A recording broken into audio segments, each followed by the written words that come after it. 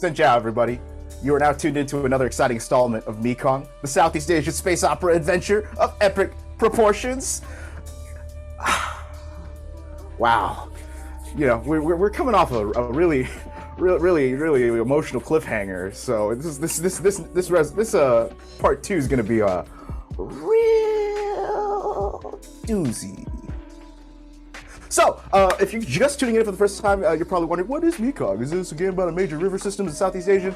No, it is actually it's a metaphorical river about the way that the light of stars flows across the heavens and all that sort of thing. Because we are a space opera adventure space inspired by Southeast Asian history, culture, and Hindu Buddhist cosmology. So yeah, seeing that it's episode 4, you probably got all the gist about that, and you're tuned back in. You know that this story will be through the eyes of warriors called Tanong, a caste of pilots who operate uniquely powerful mechanized chassis called DC. Say Xin Chao, pilots. Xin Chao, pilots. I have to unmute to do that.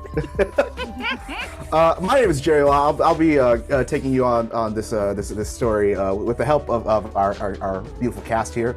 So we'll be suiting up in just a moment, but let's go ahead and meet our cast.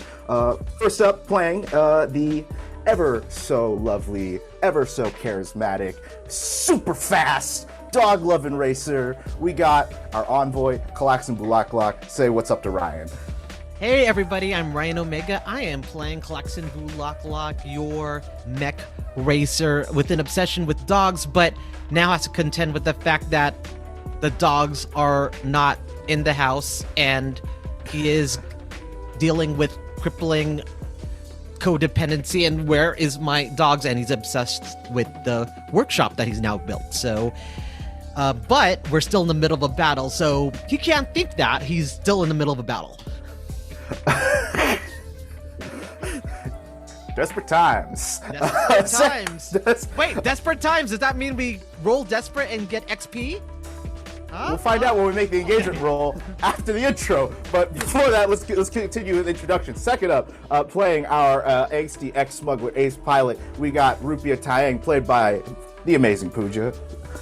Hello, I am Pooja, playing Rupi'a, as Jerry just said, whose heart has been ripped out of her chest and then broken into several pieces and then ground underneath his heel into a very squishy paste in the last episode, and I'm pretty sure that he's going to serve it back to me in this episode. I think it needs a little bit more time to marinate in the mortar and pestle, so I'm just going to grind it a little bit more, and then we'll just to get it real nice and fine, right? Speaking of nice and fine, speaking of nice and fine, a cold hard can of whoop ass, playing the Tanong warhorse, Roman Maximum. We got Andrew Alandi. What's up, everybody? Andrew checking in here. Yes, playing Roman Maximum, both mine and Roman's pronouns he, him, an ice cold can of whoop ass. But I lost my daughter, I lost my ship, but I found some friends along the way, so maybe I won't be worst dad of the year this time. And lastly, our incredible producer, Queen's Court Games resident house cat, Clara, playing the Exile, already Vlung.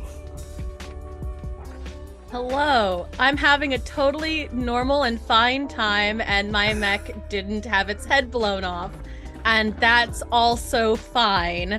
And honestly, I'm looking forward to all of us just holding hands and having a good time all around. It's gonna be so fun.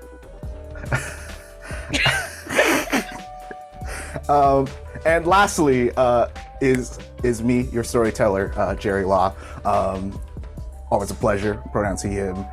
All right, so you can find links to our cast's assorted social media accounts by typing !cast to the chat. And if you'd like to purchase the system that we'll be using for this game, Beam Saber, written by Austin Ramsey, you can type !system in the chat.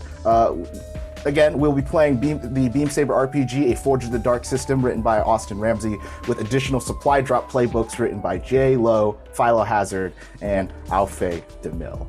The name of the campaign I'll be taking our squad of KC pilots is titled Symphony for the Devil, written by yours truly.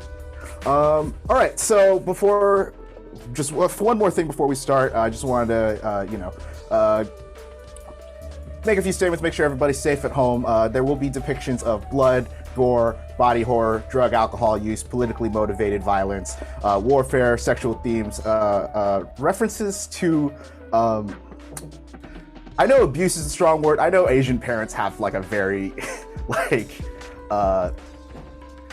different approach towards parenting than as they do in the West. So there will be we will be touching on that as well in this session. So I just want I already discussed our lines and veils with the cast here, but I just want to make sure everybody that's watching at home is safe as well. With that being said, Gin Bukavi, Doi Sin Yoi Tu Film Mekong.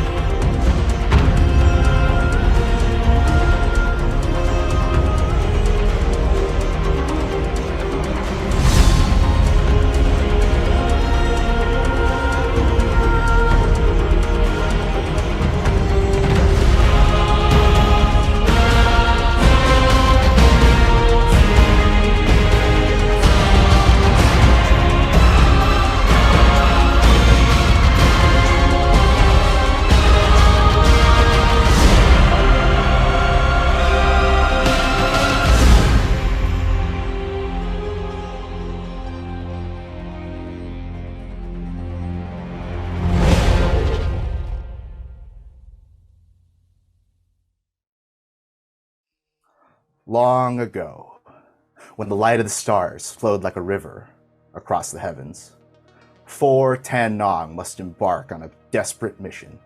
Above the skies of Chao Freya, the entity Kuntilanak delivers a bone-chilling message. The ancient Gunma adversary, Ba Kapin, draws near, and by the end of the final movement of an ominous metaphorical symphony, the kingdom of Chao Freya will be burned to ash, and the scorpion demoness may consume all of Yangcheng and Mekong not long after.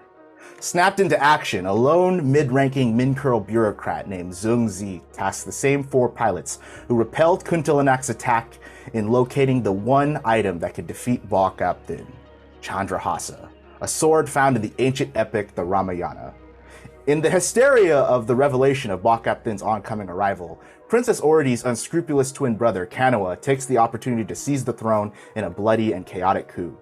Forced to flee the kingdom, torn asunder by political infighting, Zung Zi and the newly christened Fellowship of the Marigold must limp their way to Seladang in hopes of finding Rama's sword there. However, en route, a power surge strikes the Marigold, melting its reactor coils, stranding the group in an abandoned wreckage of the former new backwater space colony. A colony left devastated by the war between the forces of the Taiyang Honey Syndicate and the Hornet Enforcers of the Mekong Imperial Judiciary. As the pilots deploy to scavenge the colony for spare reactor coils, Rupi'a Taiyang is forced to confront ghosts of her past, both metaphorically and literally, as mid-search the Marigold is ambushed by a band of Bajak pirates led by her old flame, Devinder Cage.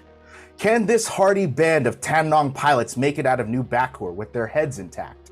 Will the group repair their ship and make it to Seladang to complete their quest before Ba Kaptin lays waste to Chao Freya? Or will the pain of unresolved trauma, unfulfilled promises, and burnt bridges doom this squadron to their fate? Find out this week on MEKONG, Symphony for the Devil. We fade in on a statue of what looks to be a mascot for a fast food chain that's vaguely shaped like a bee, but they changed it now that like there's just been a lot of cultural back and forth between, bees that are associated with sinners' honey, and that's kind of like a drug thing. So now they changed the colors, so it's the statue, and it's next to a little drive-through like ordering sign for the Mary Bumble Chicken and Chot fast food chain. And as we hold on this shot, the ground kind of, as the copper pod walks into frame and like leans down at this drive-through window. Rupi'a, you open the hatch, and in the arms of the copper pod are Devinder and Shireen, and Shireen and you're just kind of like standing in this drive-through window with like a bunch of cars behind you. You're like the only mech there. But we are in the city of Siluwang. It is the night before you have to depart for New Bakur. But now that you guys had a very successful dress rehearsal, you're off getting food at the Mary Bumble Chicken and Chot. Devinder's like, can we just get a minute? And he like looks back at like the two of you. And he's in one hand, Shireen's in the other hand. Cockpit hatch is open, and you're just like sitting there, like looking at the menu. It's what Mary Bumble as a fast food chain specializes in fried xenofauna. Like, it's not chicken, but it's whatever the local farm animals that it tastes closest to chicken is, and pakoras, chat, curries, all that sort of thing.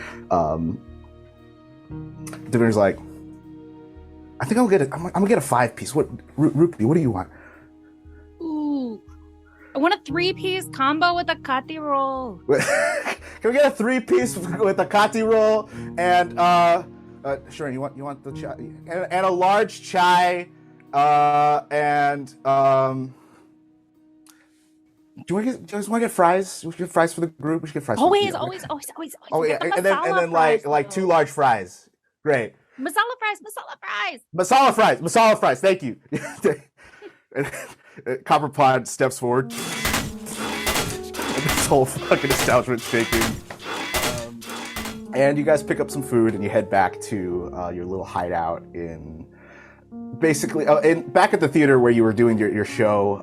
You've kind of made out a space for yourself like in the attic. Like it was the green room, but it's also kind of like your own personal kind of chill out up here. And you put your food down on the table. There's like a really shitty couch that people have fucked on, but it's fine. We don't talk about that place. There's like peeling old posters of different theater shows that have performed here. There's like a big cork board with a bunch of like flashcards for scenes that Devinder had for the show. There's like different little sketches of Shireen's choreography. There's like, but here, the three of you, you set your food down. Dev opens up like a cabinet, and there's like a record player, and he starts playing like old Tollywood musical numbers. And because you guys are theater kids, you guys like sing your hearts out, like every single number. You harmonize, you eat food, you smoke honey, you dance. Three romantics. Here in your little corner of the world, tucked away from all the suffering, all the poverty, all that, and you like all collapse onto this couch together, like kind of like exchanging little pecks, little kisses, and you're just like laying there while the music plays in the distance, and you're a little stoned. Like you caress Dev's face, and Shireen nuzzles into the nape of your neck, and you just talk. And Shireen's all like, "Hey, you remember that part in Romance of the Seven Sectors, like the Oath in the Peach Garden?" We're like, I like to think like in moments like these, we're kind of like Liu Bei, Gong Wu, and Zhang Fei, and we're all like swearing to each other, but we're also like bumping uglies. And Dev's like, Ew, why would you word it like that? Nothing about us is ugly. No, I'm talking. Wait, do you not like? Wait, do you not? You haven't heard that phrase, rupi'a? Bump it ugly. It's just it. It I'm not sounds like saying you guys are something ugly. I'm it talking sounds like about. something my mother would say. Okay, all right. Either way, maybe I'm thinking like my headcanon is they totally were banging, and there's like definitely fanfic about it. So There totally is. There is, right? Because I was like, we're sworn brothers, and we're gonna defend Mekong together, all three of us. But like, it's like, there's like subtext to it, And Dev's like, romance. do you just, is this what you think about when you're not around Shireen? You just like look up historical figures and then you make up. That's fine. That's fine. No, I'm not judging. I'm just... Sound a little like you're judging. Sound a little like you're judging. Especially because you forget that I've seen your search history. rupi'a, you think to yourself that these are the kinds of conversations you'd love to have for the rest of your life, right?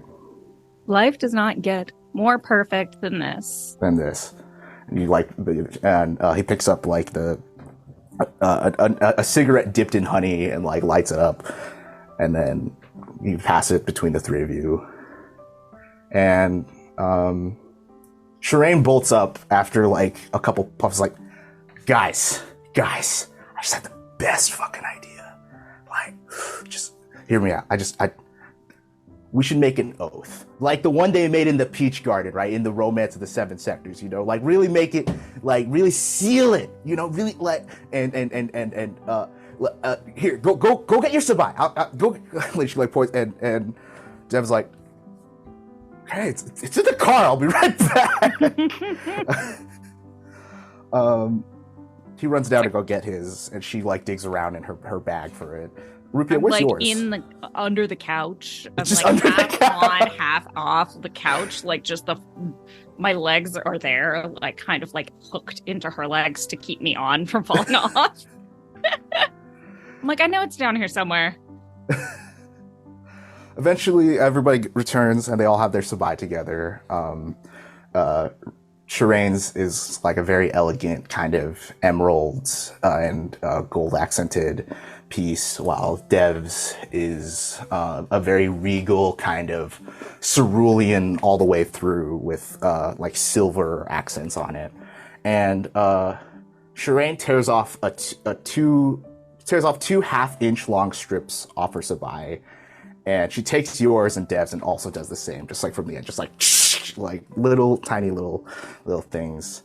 And okay, so we take these, and she puts, and the way she like arranges it is that she's like, okay, hold out your hands, like hold them out like that, and she like places them like across your palms, and so now all three of you have like a piece of each other's sabai, right?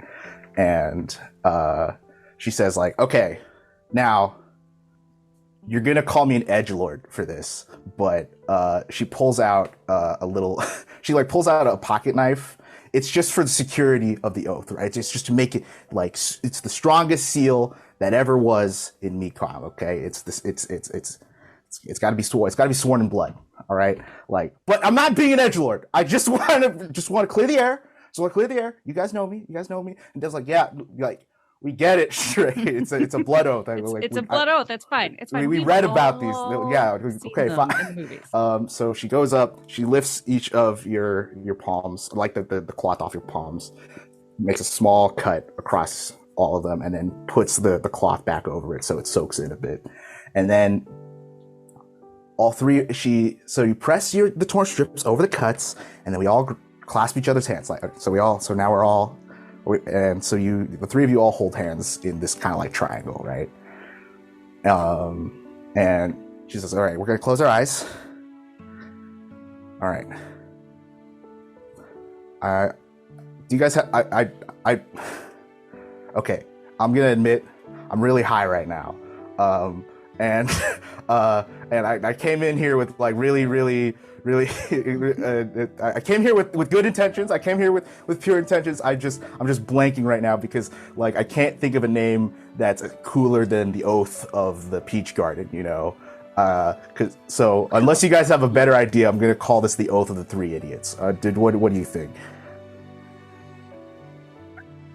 Don't laugh at me, Rupi'a. Stop! I'm being sincere right now, Rupi'a. I love you, but no. No.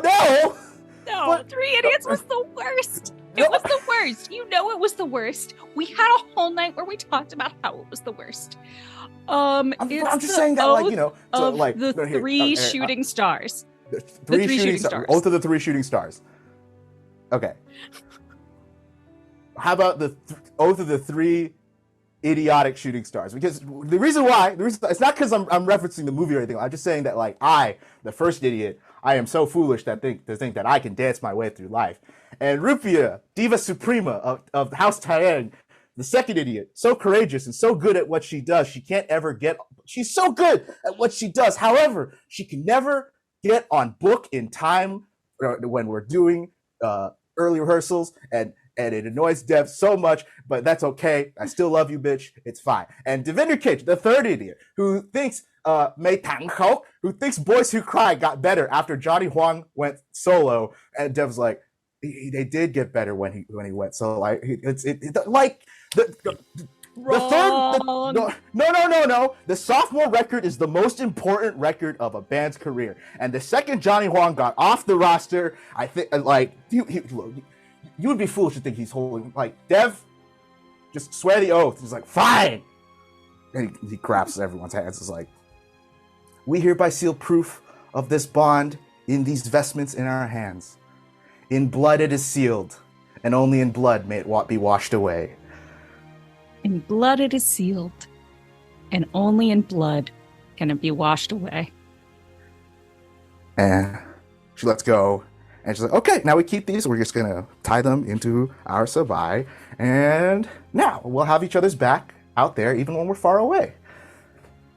And no matter what happens, we come back to each other. Yes, 100%. Right, Dev? Dev's like, yeah, but you gotta come on time to your call time, okay, Rupi'a? I swear to God, if you're late one more time, I'm gonna. I always come ready. The record stops. The music ends as the record stops, or it's still spinning, but the music has concluded, and now it's just the three of you kind of like standing there in silence, like. And Dev's like, I love you guys. Like, I thank you, Shireen, for this promise. And she's like, yeah. We're still not calling it the idiots. We should probably get to bed. Rupi's got to chip out in the morning. So, yeah. I mean, let's bunk here tonight. It'll be good luck. So, Rupi'a, you head over to, you guys pull out the couch. And Rupi'a, as you, kind of collapse into bed, we cut on the collapse to, the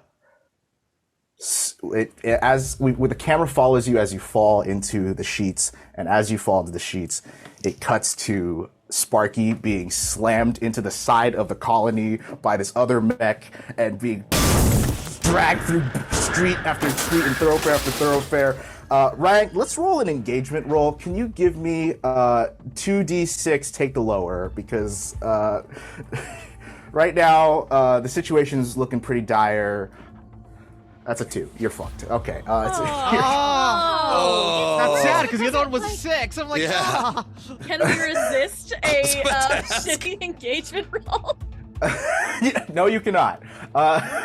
So, callax'an, you are currently being so this mech, the Reika, has engaged you in melee, and it's pushed you into the ground, while all of your squad mates are still kind of up in the air in the vague area by the marigold.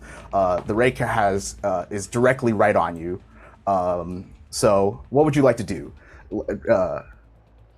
Okay, so I believe in this situation, I'm positioning Sparky between them and Jackie, who's behind me.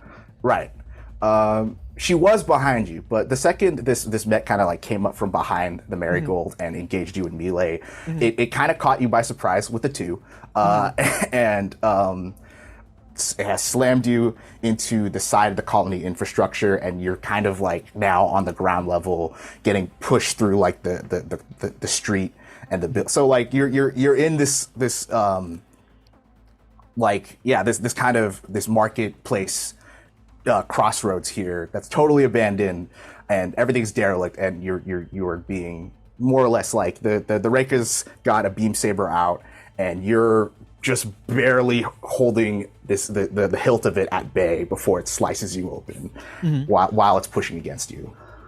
Okay, so what I'm gonna do is, if I'm holding that weapon in my hands, like directly in front of my face, I know that sometimes the best defense is just let it pass through you. So I kind of want to roll so I can get that weapon off to the side so that it hits to the side of me, that they get their weapon stuck and I can maneuver myself out of the situation. Okay, yeah. Go ahead and you can roll. If maneuver could work here, finesse could also work here if you like finesse your controls enough to like just deftly kind of like juke out this saber from slicing into you. All right. I think I'm gonna definitely maneuver since I have an extra point in that, but that gets canceled out by the question. Yes. I have a clipped wing. Yes. But a wing is not necessarily going to engage anything here. Do I still take the penalty? No, not for this roll. Okay. Then if you're not engaging your flight system as part of the maneuver, like I imagine you're just kind of like engaging the servos and like the actual like mechanisms of the mech's body itself rather than the flight system to. So you would not suffer the penalty for that. Okay. But I will say it's a 2. It's a desperate consequences. This could go really badly. All right. I'm going to say that. Because you know what, I do have 3, so I'm gonna try for rolling the 3. Great. Throw 3d6. 3d6. All right, and got a 6. That's a 6. Okay, cool. So like you're on the ground right here, and it's this dramatic kind of like push and pull action before you Sparky brings a hand up to the side of the Reika's like the back of its hand and just shoves it off to the side, and it stabs into the street like right by your head, and it's generating all this sparks. And like the shot is like the Sparky like right there and looking at the sword piercing the concrete behind it, but you live to see your head remain on your mech. Kra-su, you have currently grappled with this little gremlin-looking guy, the Akshay. You have him gripped by the ankles. The Kra-su's head cameras are totally shot, so you had to switch to your auxiliary chest cameras, right? So right now, you do have a grip on the little Akshay, but the problem is that your depth of vision is a little shot. I don't need to see what I'm gonna do next. Okay, great. Or rather, okay, I'm fighting my like my like angry instinct to just yeet this guy into space and watch that happen. Right, you know, but you can, but as like you have the grip on the ankle of this mech, and on the local comms, you can hear the pilot inside going like, she's got me, boss. I'd like to grab the other side of him too, so I've kind of got him. In both hands. Okay. And just point towards where I think, because I can't see him. Big guy, the other guy is like his boss. Yeah, the Garuda, the Amitabh. Just put some pressure as I get the kra-su's superheated nails or claws into it, and start to slightly pull. Because one of us comes apart, but It does. I think it's him. If you yes, okay. In that case, would you like to roll? Like sway would be the more effective skill here. You can have a free additional die on top of that because you have some leverage here, right? Okay. I can give you as a collateral die, like I can give you that plus 1d6. But that collateral being that like you don't know what this guy's relationship is to his men. He might care a lot, he might not care at all, but it like that the collateral is that you aren't certain how this guy will react, but I assume you're gunning for maybe this will expose some sort of weakness in their battle strategy, right? Yeah, I'm hoping for okay, let's chill and talk 1d6 rather than like fight. Hey, can I get any more dice? Is there anything else I can leverage? You can use your spark. You can have one of your squad mates assist you. Your nearest one being Copperpod. What? Yeah. But okay. Rupi'a, can you help me? Wait. Before you say that Copperpod helps, I do remember that the Apalaki was nearby too, because Yes. I had my shield out providing cover fire as well. You had your shotgun out. You were shooting back Yeah. at the sniper. So if I'm nearby, can I assist? Because isn't Rupi'a engaged with Rupi'a is having a stare off with the Garuda. So yes, Roman, you may also assist if you would like. But how are you assisting in this matter? Because like, are you just like give me what would Roman do in this situation to help with this? Like, and already, do you like relay what you're trying to do to Roman, and then? I think here's the thing. Roman and I have been in combat before, a lot of it, and I think once you like, it's fairly obvious looking at it, and also I'm just gonna calm like a broad calm to everyone who can hear me. Yeah. Threatening this little guy by slinking him apart. By slinking him, yeah. I couldn't think of the word. I think the word I was looking for was tear. You were gonna play him like an accordion, but not we'll very see what well. happens. Accordions don't do that. Accordions. But Roman, yeah, if you want to like, I guess like position yourself in a way that increases the amount of threat the kra-su can like carries across, I think that would do it. Yeah. So what I would end up doing is I'm probably on kra-su's flank with the shotgun out and the shield. So in one hand I'm covering kra-su's flank so that she doesn't get ambushed by any side whatsoever. But also I'm also the second kill. So like in a threatening position, the shotgun is out, and if somehow this little pipsqueak decides to escape, there's a shotgun blast waiting. Cool. So do I have two? You have two die. You have two dies in sway as you play Akshay like the accordion. This is so bad because like I'm negotiating for dice, and we know I still roll like crap. Okay, that's a 5. Okay, so you grab Akshay, one on the ankle, one on like I want to say like the scruff of the collar, and you start stretching him out. And Rupi'a, you're having this stare off with the Garuda, and you see the Garuda's head turns as Akshay goes like and you hear Dev from within the call like, "I'm coming, I'm on my way." So the Garuda is now flying towards the kra-su. I want to calm out while that's happening so he can hear it. Like hold your fire, or the little guy gets it. I can't think of a cooler way to say this. Yeah, you can say hold your fire, or the little guy gets it. So that is success.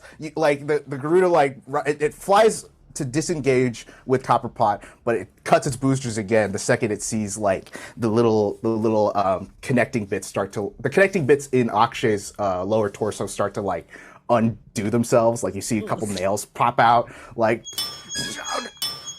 okay, everyone, cease fire.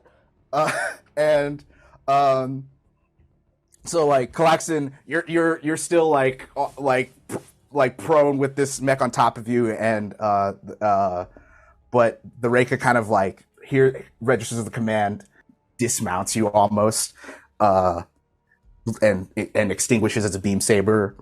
Like the sniper, it fires a bolt right after it registers the command cease fire, and it just barely misses the Apalaki. And you hear Devinder again go, I said cease fire! Stop shooting! Very pregnant pause. The Garuda kind of like looks at the battlefield. Hey boss, what do I do with the girl? And the sniper kind of comes out of the woodwork holding Jackie in its hand. You see it's like a faded white and pink slender mech, holding this large anti-material rifle in one hand, but in its free hand, Jackie's like that woman in King Kong trying to get out of the ape, like let go of me, hey. I was like, hold on, we're negotiating right now. And the Garuda on the comms, you see a face pop up on all of your view screens. It's the helmet like completely silhouettes the face, but you see him like pull up like the little privacy shade almost. And Rupi'a, when you see Devinder's face for the first time, it's been 2 years, but on his face it looks like 10. Like 5 o'clock shadow, really bushy eyebrows, and sunken eye sockets. Okay. It seems like we're at an impasse right now. You have one of mine, and I have one of yours. Pointing at the sniper holding Jackie in the hand. I'm going to state my terms. We're going to do what we do in Bajak pirate culture called a parlay, okay? Are you familiar with the parlay? Yes, I know what parlay is. Great, all right. And Zoom's like, hey, can you like, you see his face pop on the screen, and now it just kind of looks like a Zoom call. It's like, hey, get your hands off my niece. He's like, I will, old man. Let me just state my terms. You have never really been good at getting to the point, have you? Can you stop talking to me like that, please? I'm trying to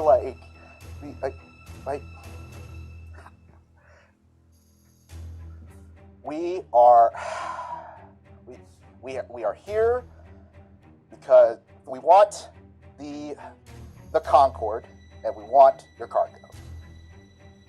We have nothing. Like, what the hell are you talking about? I have a letter of marque from the Chalfryan Crown. We are acting as privateers. There's a bounty out for this particular DC. Are you seriously working for the asshole who ripped off my arm and shot me in the chest? I can't even fucking believe you right now. I can't believe you right now. Why are you rolling around with a bunch of what's these noble assholes, huh? Like, I'm trying. Like, do you know what happened to us when you didn't come back? I did come back, and you were gone. What? You were gone. You said you would be there, and when I finally got out after all of this shit. Hey! You know what happened when ambush? You're not the only one that got ambushed, okay? When you look. I knew what happened on New Bacor. And you know what else happened? The Hornets knew that I associated with you. And when they came snooping around, you know what happened? My father and my mother couldn't stand the idea of having a druggie around in their household. So you know what happened? He just, in the frame, you see him take off his glove and reveal a hook.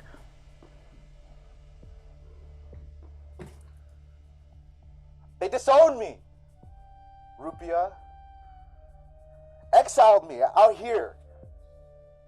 So it's not like I'm working for the state because I want to. I'm doing this because, frankly, this is the only thing that will let me and my crew buy back our citizenships. And it's not like I'm working with these guys because I want to, but the transport I was on got attacked by the Gunma. Give me your sob story. I don't care about your sob story right now. No, you've never cared about my sob story. You've I never did cared about the care things about your that happened to me when I was in there because you were gone. So it's not like you knew. It's not like you came to me. Just give us the Concord, and we'll send you on your way. I'm not going to fight you here, Rupi'a. If you want to play White Knight to the Marie Antoinette over here, let her eat cake, fuck ass. Like. Oh yeah, because she's the one who literally left her people to die. Oh wait, no, that's the guy you're working for. That's the government you're working for. It's a contract, okay? It's a job, all right? Yeah, and the job is so much more important than everything else. You hear the Akshay chime in on the channel. Like, are we? Did we get in the middle of something, boss? Is everything okay? It's like, it's fine. I'm feeling like we need to give you guys some space. I don't know. No. Like, I feel and you see the sniper like tighten her grip around Jack. It's like, look, all right. And you see Jackie like squirm in the hand. If you hurt that girl, I will make Then sure let go of my that guy. every single one of you and your entire lineages pay for it.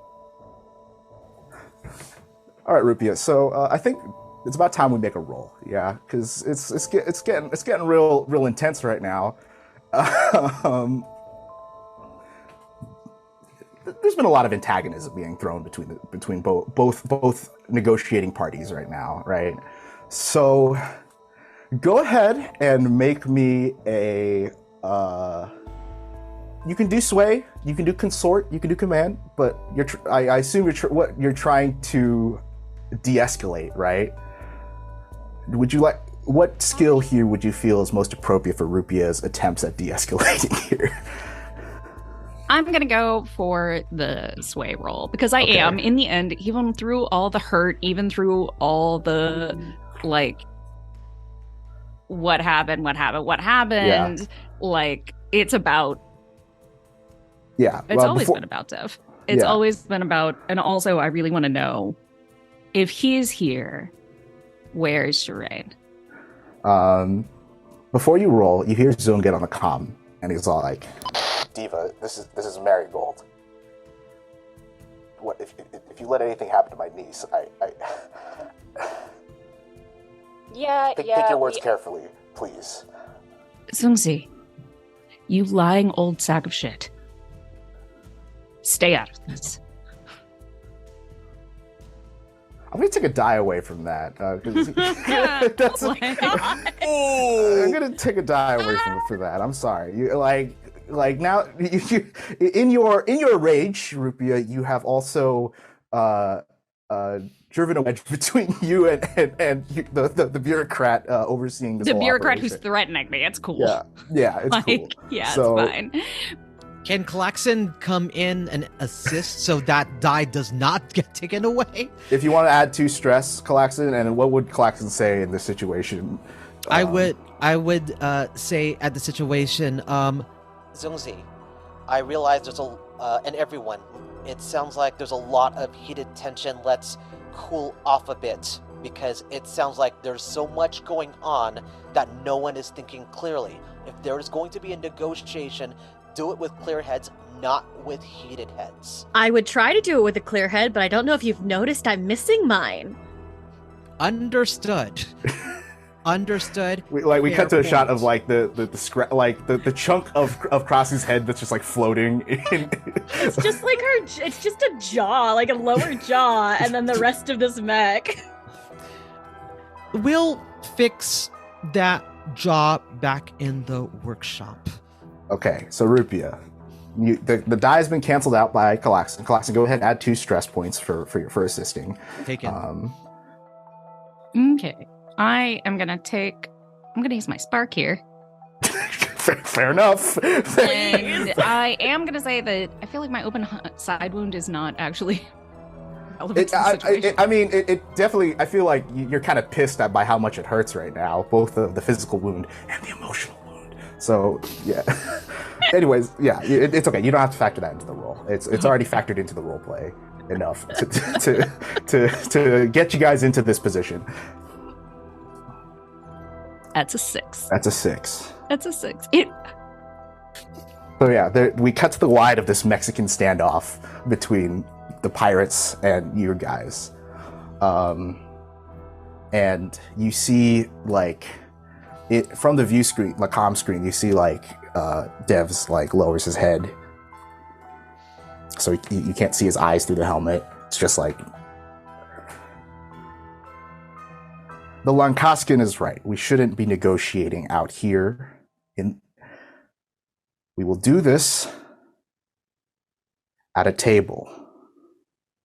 I propose we all land on our ship and we will have negotiations face to face. Does that sound reasonable? The trust here is so low. And so I propose a neutral location. What do you propose? And I look over to the wreck that is the haunted, horrific wreck that is New Gore. What, you want us to go to a fucking coffee shop? Like, what? The top floor is relatively intact. Fine. On the count of 3, we will both we will all maneuver over to that roof over there. We are going to set our feet down on terra firma, and we will talk outside of Arkisi. Is that fair? Sounds good. Agreed. Everyone's still eyeing each other like weary that someone's gonna pull a fast one, but yeah, we're drifting, and I actually kind of like hold the gremlin dude away from me a little bit. Not because I think he can hear us on the comms, but I'm like just being curious now, just out of like safety. Kind of like we're just holding hands now. Can you let me go? No. Please? Absolutely the fuck not. Shut up. Please? There's no amount of asking that's going to make this better, because you're literally holding an underage girl. Your team has an underage child. And yeah, there's a bunch of us like kids out here. Like, what makes you think she's so special? Like, and already as you like listen closely on the comms, like you can also hear like this kid's voice is cracking and like, oh god, like maybe a little older than Hope's age, but he's a boy. Yeah, I think just stay quiet and don't do anything stupid. And then I'll switch to the private comms with the rest of the team. Okay. Okay, first of all, this is a kid. I mean, they've got a kid, but this is a kid too. They're all fucking children. Or at least this one is. So not all of them. I'm sorry. Yeah, no. Who's that, Rupi'a?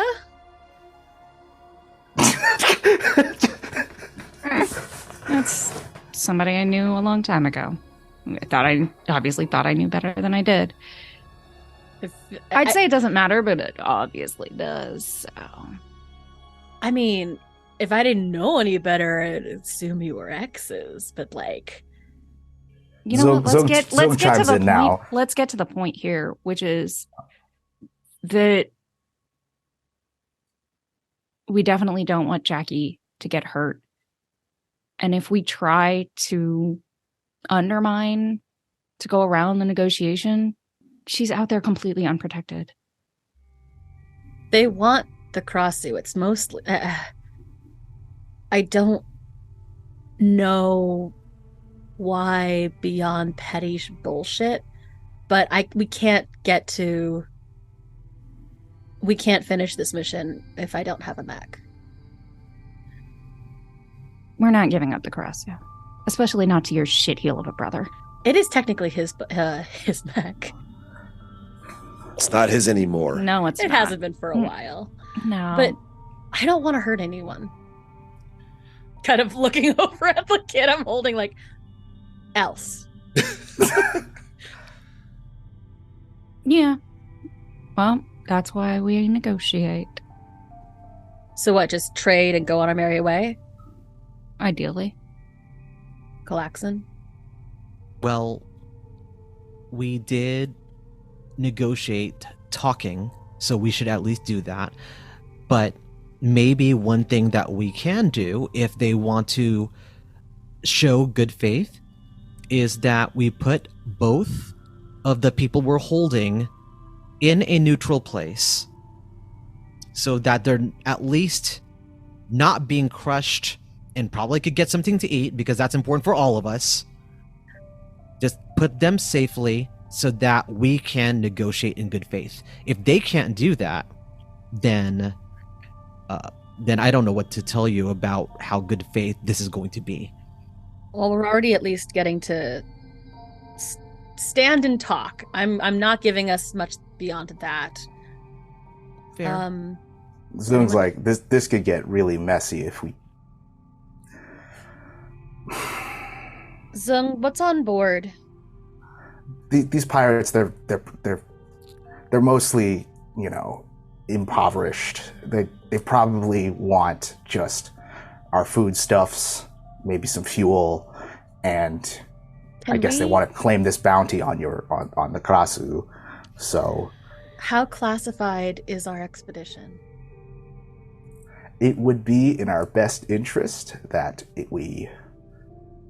You say classified like it's actually sanctioned, rather That's than... true. This is It's backing not. a whole It's load not of even shit. sanctioned. I mean, yeah, I'd probably lose my job if So why my don't we- boss's boss found out. But We're going to Well, an it's time you find ancient burial site for a mythic weapon. I assume there's other cool stuff there. I've seen movies. I've read books. I assume there's a good score for some pirates. what, you're going to promise them treasure and riches when we get there? Why not? I mean, they That's if want that's something. that's if the tombs haven't been completely raided. Well, then the sword wouldn't be there either, and it would be a bust Well- for all of us.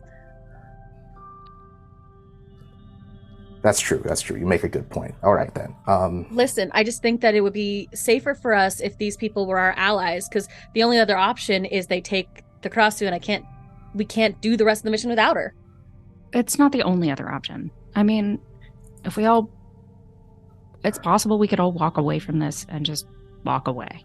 Nina starts chiming. It's like, rupi'a, I mean, you know this guy. Why don't you just make some smoochy faces at him and then and like work your magic and then everybody can. No, am I being too idealistic? And then Zoom's like, Nina, you should probably not. You should probably let the adults talk. It's like, yeah, okay, I'm sorry, Zoom. Too many movies, kid. Too many movies. I mean, I'm just saying, if rupi'a wants to leverage her history with this guy, I can't imagine that's her gonna being- obviously be about as effective as spitting in his eye. Yeah, you seem to be on bad terms. Listen, no one does anything they don't want to do. We trade 1 for 1. We walk away. No damage. No one dies here today. That's the goal. We move on. If they come after us again, then we respond. We are going to take the moral high ground here. We cannot compromise anyone here. We get ours back. They get ours back. We walk away from this. And we let them know that if anything else were to surmise, then we'll deal with that. But right now, the most important thing is getting ours back. And if it just takes giving them theirs, we walk away. You said they're kids, right? I mean, Look, just know we're not giving them the kra-su. No. And we're not going to try to do some weird, like, 6-shooter shit. Right. So let's go talk to them. okay. Right. Callax'an, Yes. in your professional opinion, how hard would it be to repair what's happened already? And I kind of I would gesture, but I got a person. So repairing this is pretty standard. Now it's just a matter of making sure that we have the materials. The actual tools we got. Like, we got a really good workshop, but we need to make sure that we have the materials. I was also thinking that we know we're not giving up the kra-su, and we know that we want Jackie. Ultimately, maybe the best thing is for them to talk more about what they want and then negotiate from there. Because if we're offering, we'll offer too much. Let him make the first move. Exactly. Always let him make the first move. Yep. Okay. He's pretty shit at bluffing. All right. Nina then chimes in, like, guys, I just got like a Morse code message from Jackie. She just and like the camera cuts away and you see Jackie in the hand of the sniper, like blinking, like very subtly blinking a flashlight. And I transcribed it. It says, "Override the reactor coil." And callax'an, you would know that, like, if you intentionally caused a meltdown of a coil out here, it could more or less be a hand grenade with much more devastating consequences. Mm-hmm. We can call that Plan B. We can call that plan. Because right now, Roman, you have a coil. dies. Yeah, you still have a coil on you, and if you do intentionally cause a meltdown and cause it to like explode, that could be an option. Just putting it out there. Yeah, All right. that's option W. Okay. Option to like way down. I mean, like, here's the thing. We can do that, but that's suicide for Jackie. I think she meant to be like strategic about it. Like, I don't know. Like Nina's like, I feel if you like threw it out in a way where it blows up enough to like throw them off, you swipe Jackie, we get who we need, and we go. It's good to know we have that option that they don't. Right. They haven't seen Because they don't know we have the reactor coil. We have 3.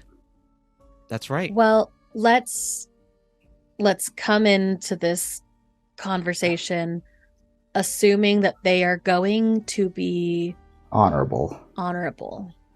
How about I test the reactor coil, and if it happens to overcharge, then we use it as necessary. But I need to test to make sure that this works. We are not putting Jackie and a bunch of other kids in danger because the nobility threw them out. I know that their lives don't mean anything to you. That's obvious. It's not But that they their mean something lives. to me. It's not that they don't mean anything to us. It's that they are attacking us. We're in a bad position. We're in a bad position, but we're getting to a better one. They have stopped firing at us. We haven't even tried to talk to them, and you're talking about murdering everyone. We're just going to. It is a just in case. This is bigger than just us. We need to get out of this. Yeah. So let's try. Fine. Go. Okay. So you see their ship kind of like emerge out from like behind one of the large pieces of wreckage. Like imagine one of those big Maersk freightliners, but in space, and it's graffitied all over it. And you can read in Bahasa Jabadu, the Jabaduan language. The ship is written in the side of the ship has written in spray paint Neverland Express. You see that ship kind of like bring itself like on one side of the building with the Garuda and that squadron all kind of like coming down with it for landing like on that edge of the building, and on the other side the Marigold pulls up in a similar fashion, while the 4 of you kind of like lower yourselves down onto the opposite side with kra-su still holding the Akshay by the ankle. And now it's the 4 of you plus your prisoner, the 3 of them with their prisoner walking up to each other in in two opposite lines facing each other. It's very tense. It's Is it excuse me, person who's attacking us, pirate man? My name is Devinder. Hi, Devinder.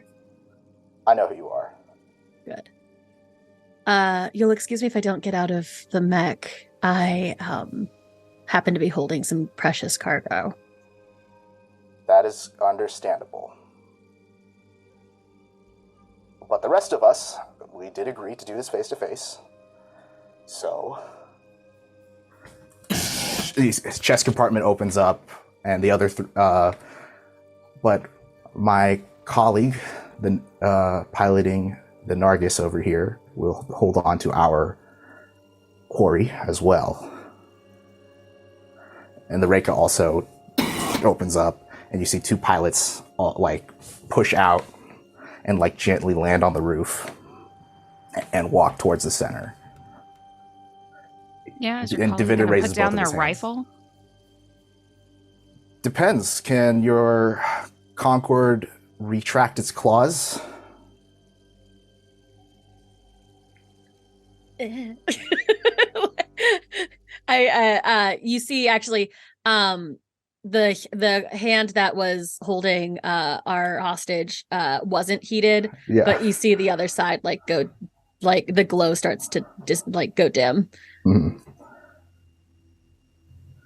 The Nargis slides its rifle onto its back, but still holds on to Jackie.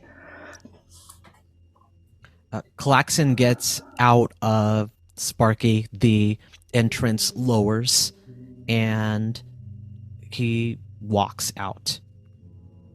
Unarmed, nothing, and he shows his hands. Mm-hmm. I exit Copperbod, one hand lowering me down towards the deck, and walk out with probably a little hitch in my stuff. And Roman comes out of the Apalaki, also showing that his hands, nothing in his hands. He's not showing any weapons whatsoever. So now there's two pirates, the three of you now standing about 20 feet away from each other. Would it be all right that before we have this meeting, the camera on Sparky turns on so that we know that nothing weird happens? Okay, yeah, and you send the feed to the Marigold, so you say so, and I assume, Yes. yeah. Okay, Yep. cool. So Zung and Nina also have an eye on the situation. Mm-hmm.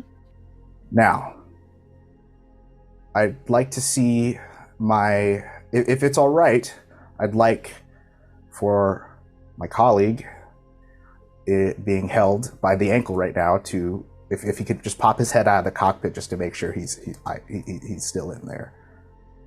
I'll actually put him down and put a firm I don't know. Never really figured out how big kra-su was compared to people. I mean, Yeah. or if it's in his chest. Most Kisi are about 8 to 10 meters tall. Yeah. So it's about the size of a Ford pickup truck stood upright. Crazy. So just the mental image. Already puts him down, Mhm. but then puts the head of the mech kind of between the two fingers of the. Okay. Yeah. And he pops out. Okay. I assume we're just gonna do an even trade here then. You're a hostage for mine. And then what? You'll leave us alone? I have about 12 young men under my command. The contract for this Concord was we needed it to obviously resupply, get our mechs repaired, do all that, all the maintenance and such, and also maybe get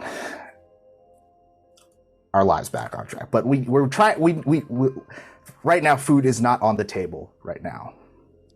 So, and I'm sure Rupi'a here understands that, and in associating with her, the rest of you do as well.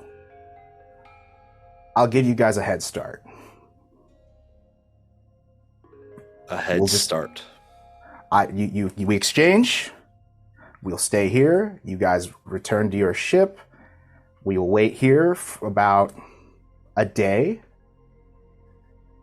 And then we will continue pursuing Chase. Because right now, as of yesterday, Princess, your titles have been stripped, and you are now illegally piloting government property. So we have been charged to return it to the Chalfryan Royal Armory, and that's that on that. Oh, boo.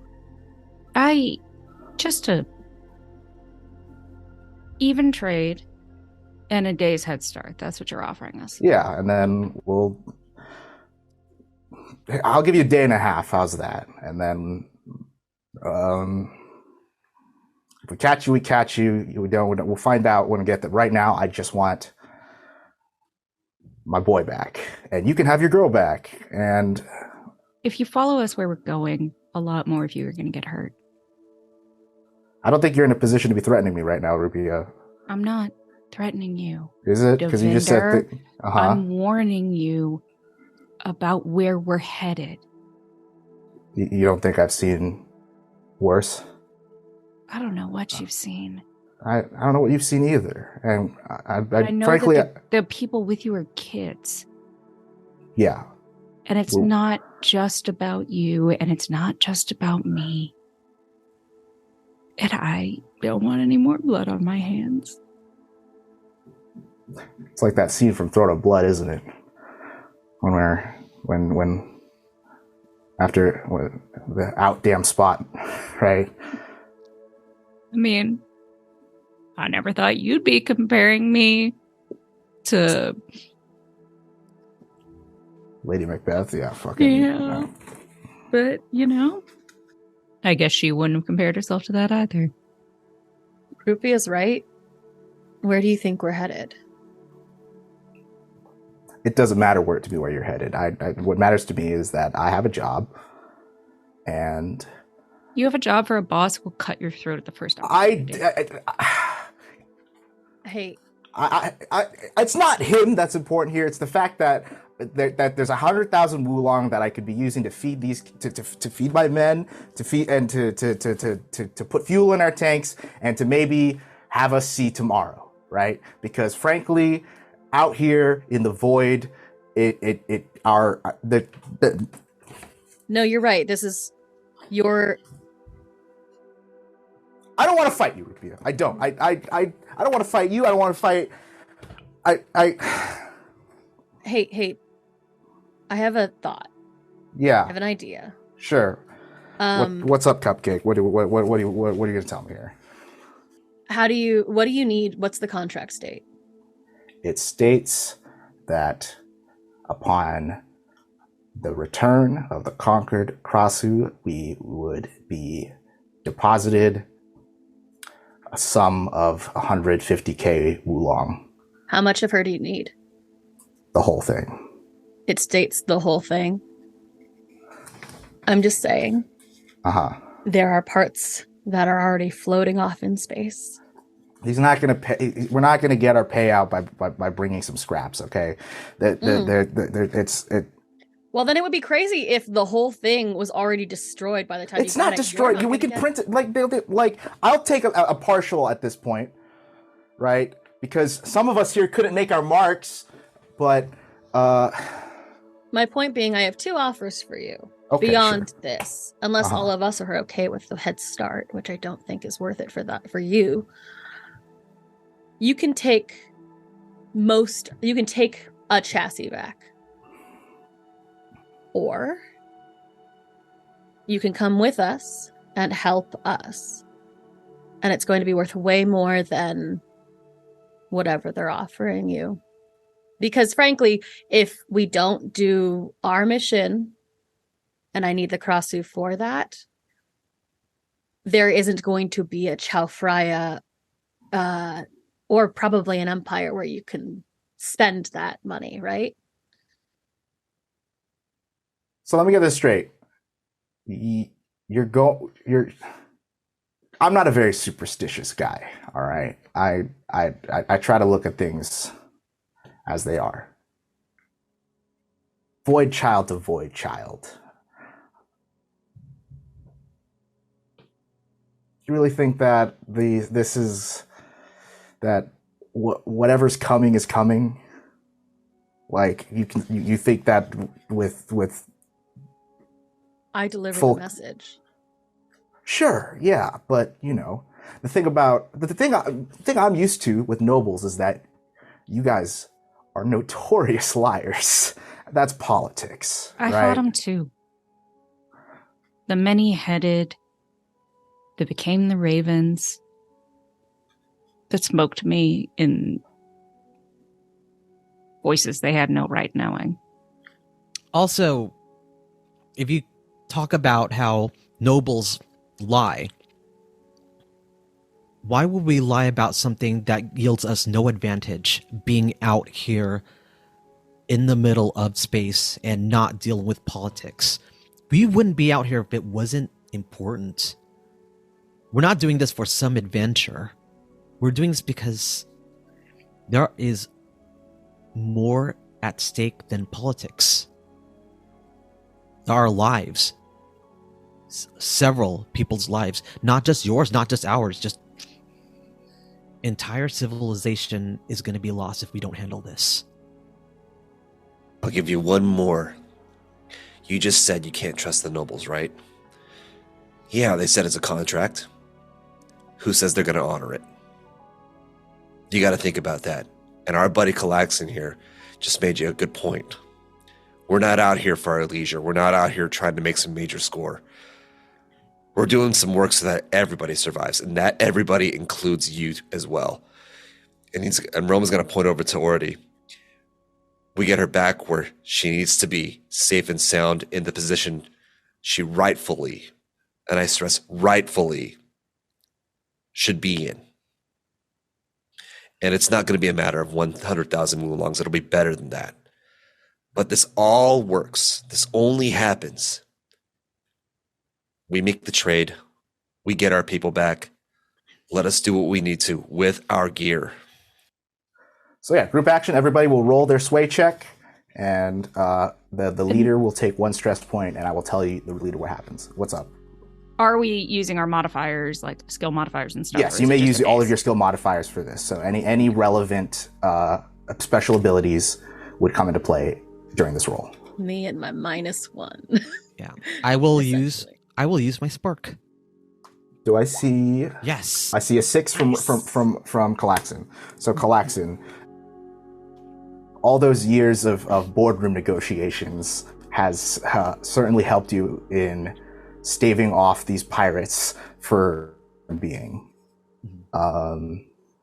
And you see Devinder, well, he looks back at and that mech, he was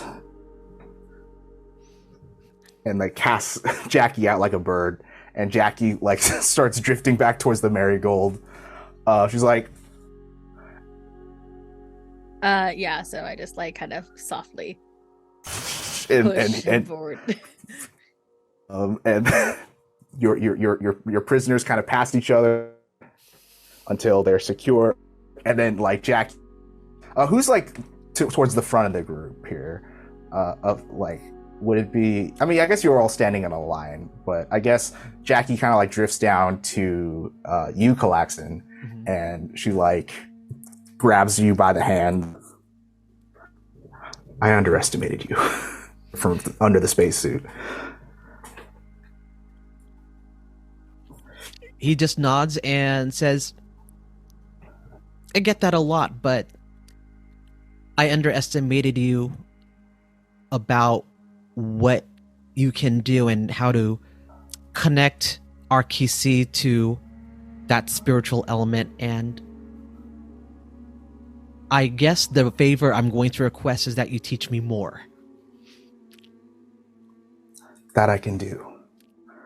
And you see and we cut back out to the Y, and the Raker like floats back, like, and Devinder like sees it like float past, and he like gives like for those of you who have been in space a lot, you know that there's sign language is huge to communicate in spacesuits. So like he gives a quick sign, and the Akshay goes like like he's loading. He's like okay, return to base. Okay, fine. We will join you on your quest. To be quite honest, I didn't think that would work. Defender, do you think if we could give you some supplies from our ship, and then you can leave the kids here, and you can leave the kids here, and you'll come with us? No, I'm taking them with me. If I leave them here, I can't leave them here. They've taken care of me as much as I've taken care of them. And you see, like, from his ship, the Neverland Express, like, you see a bunch of, like, little spacesuits pop out from one of the hangars. They're not, like... So, they're a bit older than the Salat team. They're, like, 17 through, like, 20-year-olds. Many of them are, like... And you can see like their spacesuits are like way too big for them. They're like old, like the kind of old, fat, like NASA style, right? And like they're like like their heads are like popped out from beneath the domes like that. And Devinder continues like, these guys, they're my crew, and a captain never leaves his crew. But you got to promise me that this will be worth it. Well, if it's not worth it, then there won't be anything left to come home to anyway. You hear the Akshay go on the comms like, I'm kind of hungry, guys. Can we get food? Can we just like, this has been really tense, and like all this mech fighting's got me really hungry. It's like, yeah, fine, all right. Let's go ahead and load up those supplies, and we can talk more, not out here in the cold. All right. Excellent. Great.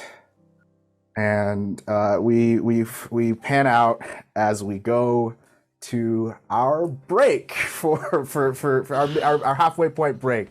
Now that you have successfully negotiated down these pirates into joining you, if you guys look to your group sheet, go to the fellowship tab. I'm going to add a cohort called the Fire Team.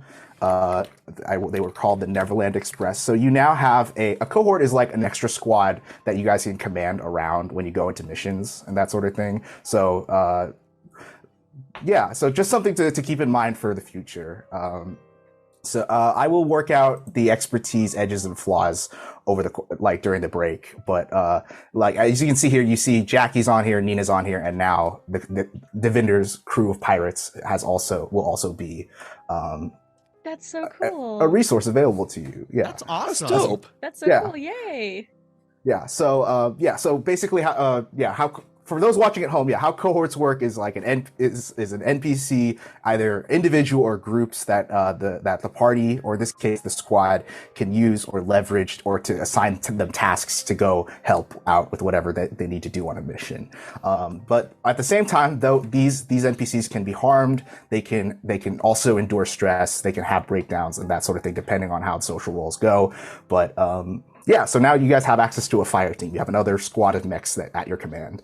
But let's see if you earn their trust. I mean, right now they seem to be like, Devinder has sworn like, okay, we will join you on this mission. But whether they will obey your commands fully, or if they go about their own things, we'll see how the narrative plays out. But there you go. There's your cohort. Let's go ahead and we're going to go to our break here. So thanks for tuning in for more Mekong Symphony of the Devil. We'll be right back after a message from Queen's Court Games and our sponsors.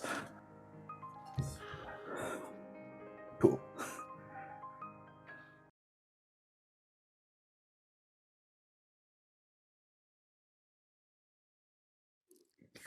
Welcome back to Queen's Court's Games. You're tuned into more MEKONG, Symphony for the Devil.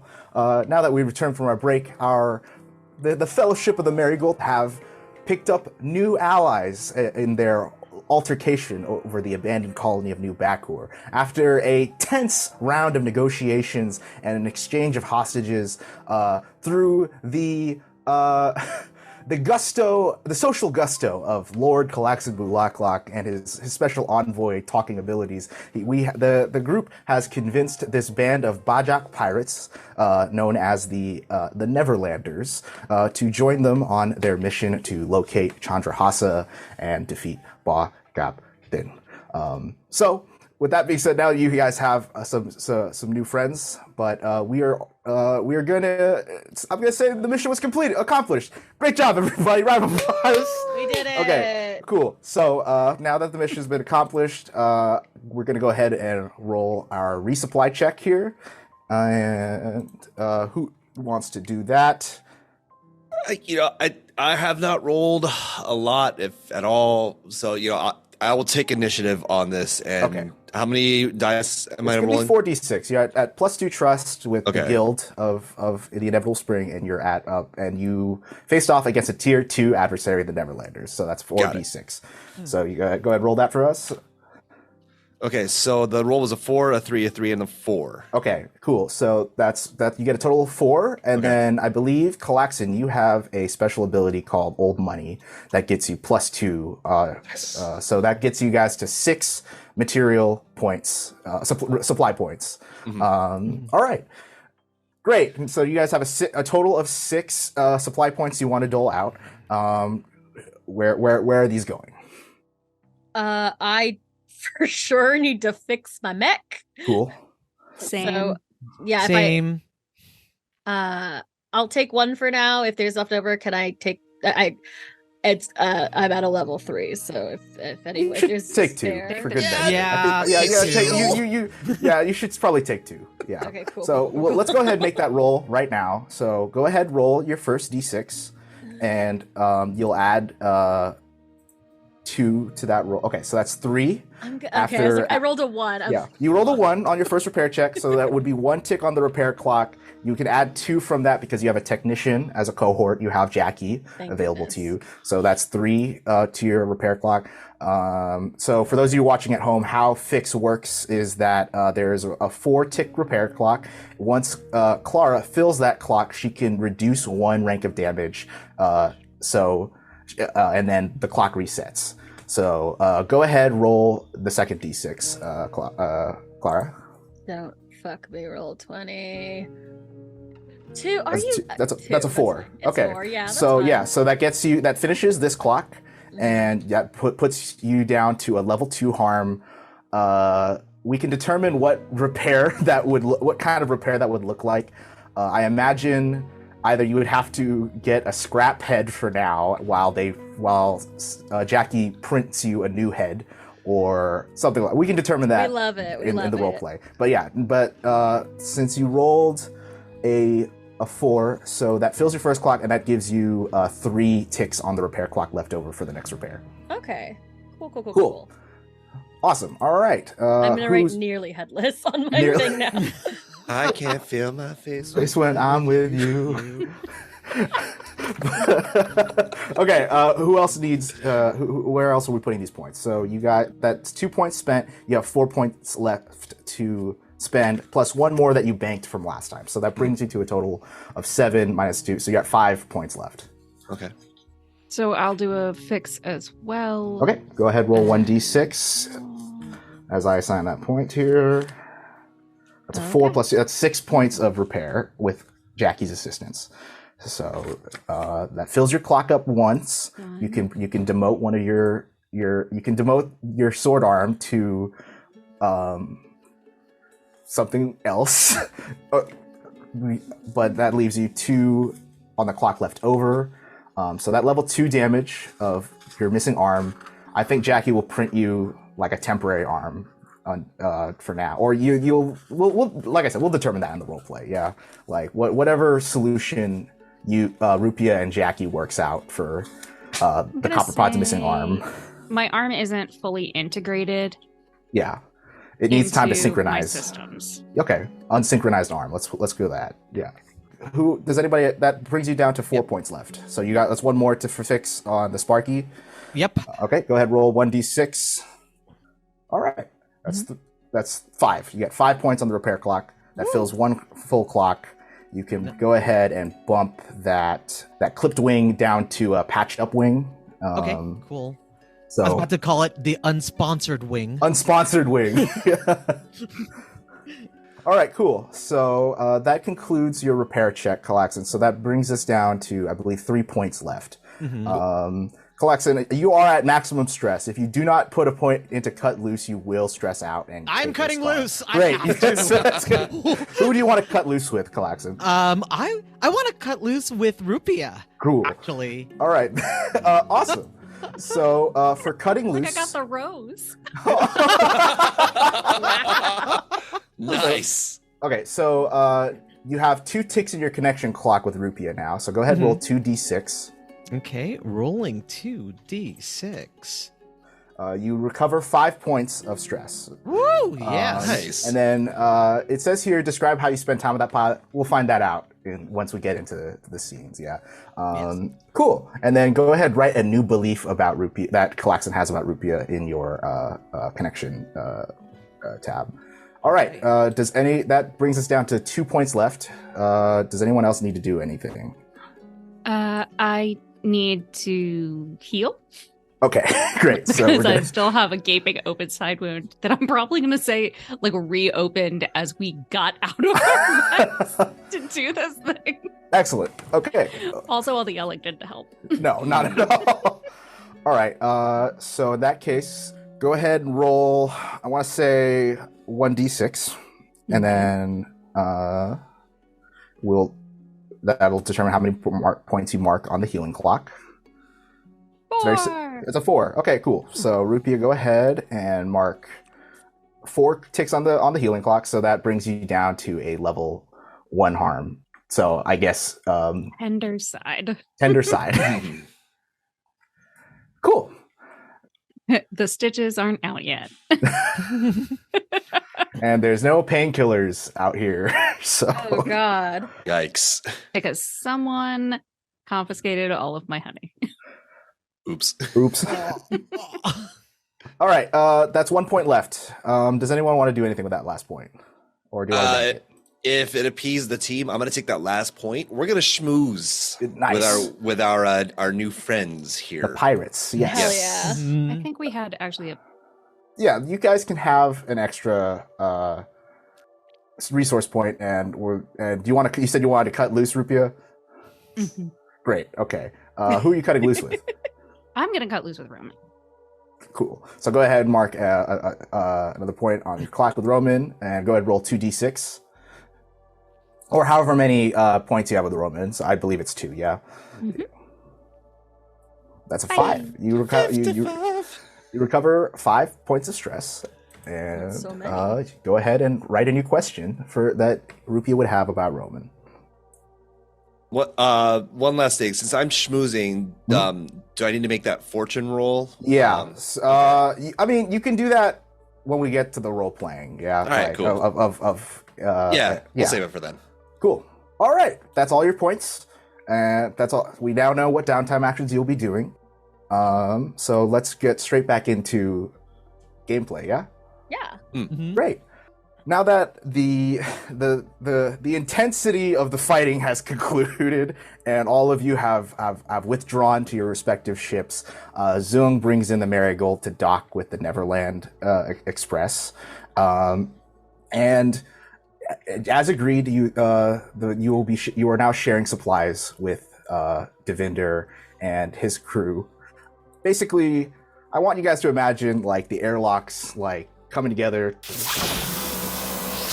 Door opens, right? And I'm just gonna assume all of you, so all 4 of you, Zungzi, Nina, and Jackie, all walk over to go see what's what with your newfound allies. The thing that hits you first when you walk on board the ship is that you can tell that only boys live here because the smell is immense. Like, I know you were stuffy at first from zero gravity and having all those fluids in your head and everything like that, but seeing that there's only young men and teenage boys who have no one to clean up after them on this vessel, it's the kind of musk you would find in a locker room intensified by a faulty life support and air conditioning system. So like you take a step on board and it just like your entire body just like like sends, there's like a visceral chill down your spine, like intense smell. Devinder kind of floats past, and he's taken his pilot suit off at this point, and he wears like an airline captain's hat, almost like similar to the one you saw on Flight 1138 in our first session, and like one of those like tailored captain's jackets, but he leaves it unbuttoned and he like wears it over his shoulders, so it, like not even on the sleeve, so it kind of just like, hangs there as like floats past, and he's like, well, I would say welcome, but it seems like you guys, is everything all right? He notices the expressions on your face as you smell the insides of this freightliner that has been converted into a galleon almost for this crew of pirates.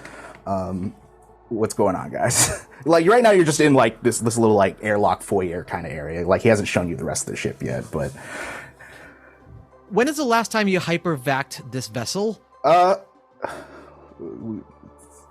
If you have a hyper vacuum, Defender, it smells like the alleyway outside of the studio's commissary when they haven't picked up the trash in 3 days.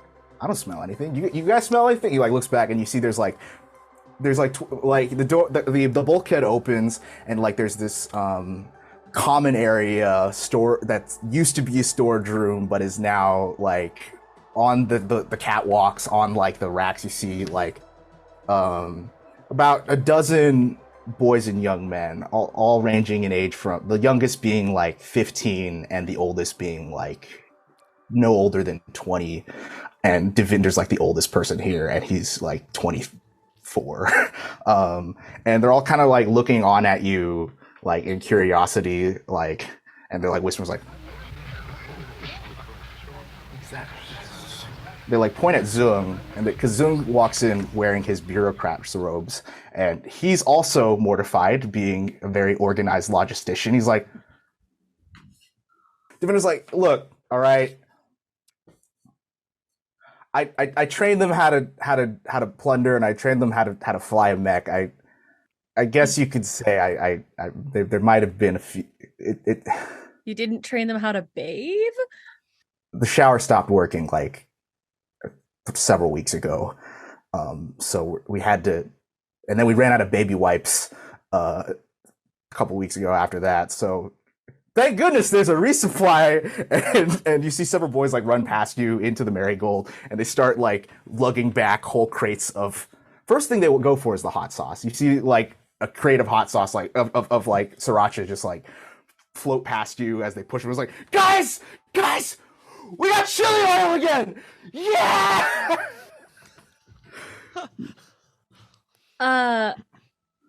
Cool. Just out of curiosity, is there a planet nearby or like a colony or something nearby at some point we can resupply? Because I don't think we were planning on sharing. I mean, we were planning on sharing, but like, right, you know. Right. We were already on like space rations. Yes. Devinder's like, let me. Here's the problem, right? So, all of us here, you know why the ship's called the Neverland Express? We aren't allowed to set foot on Spherian worlds until more or less we can get our citizenship back. Many of us here, like, he like gestures out to these kids, me and, you know, Taslim over there, Larouk, Fawaz, Donnie, Jacqueline, like we're all not welcome because, you know what they do to honey smugglers and people who associate with that industry, and Yeah. Yeah. I can't even set foot back on Nanyang anymore until, because if I did, they'd find me and they would do a lot worse things than this to me. Yeah, but here's the thing. Yeah. Sunzi is still in good standing, so we can make a run now. Yeah. You don't have to land. None of y'all have to be in danger. But you can get some supplies. Yeah. Nina's like, I'm gonna go find the bridge, and I'm gonna see if I can chart a course. I'll be right back. And So, question: do we have anybody potentially that could fix a shower? I mean, Jackie? kind of Jackie. Callax'an, you're a mech, aren't you? I mean, Like, engineer as well.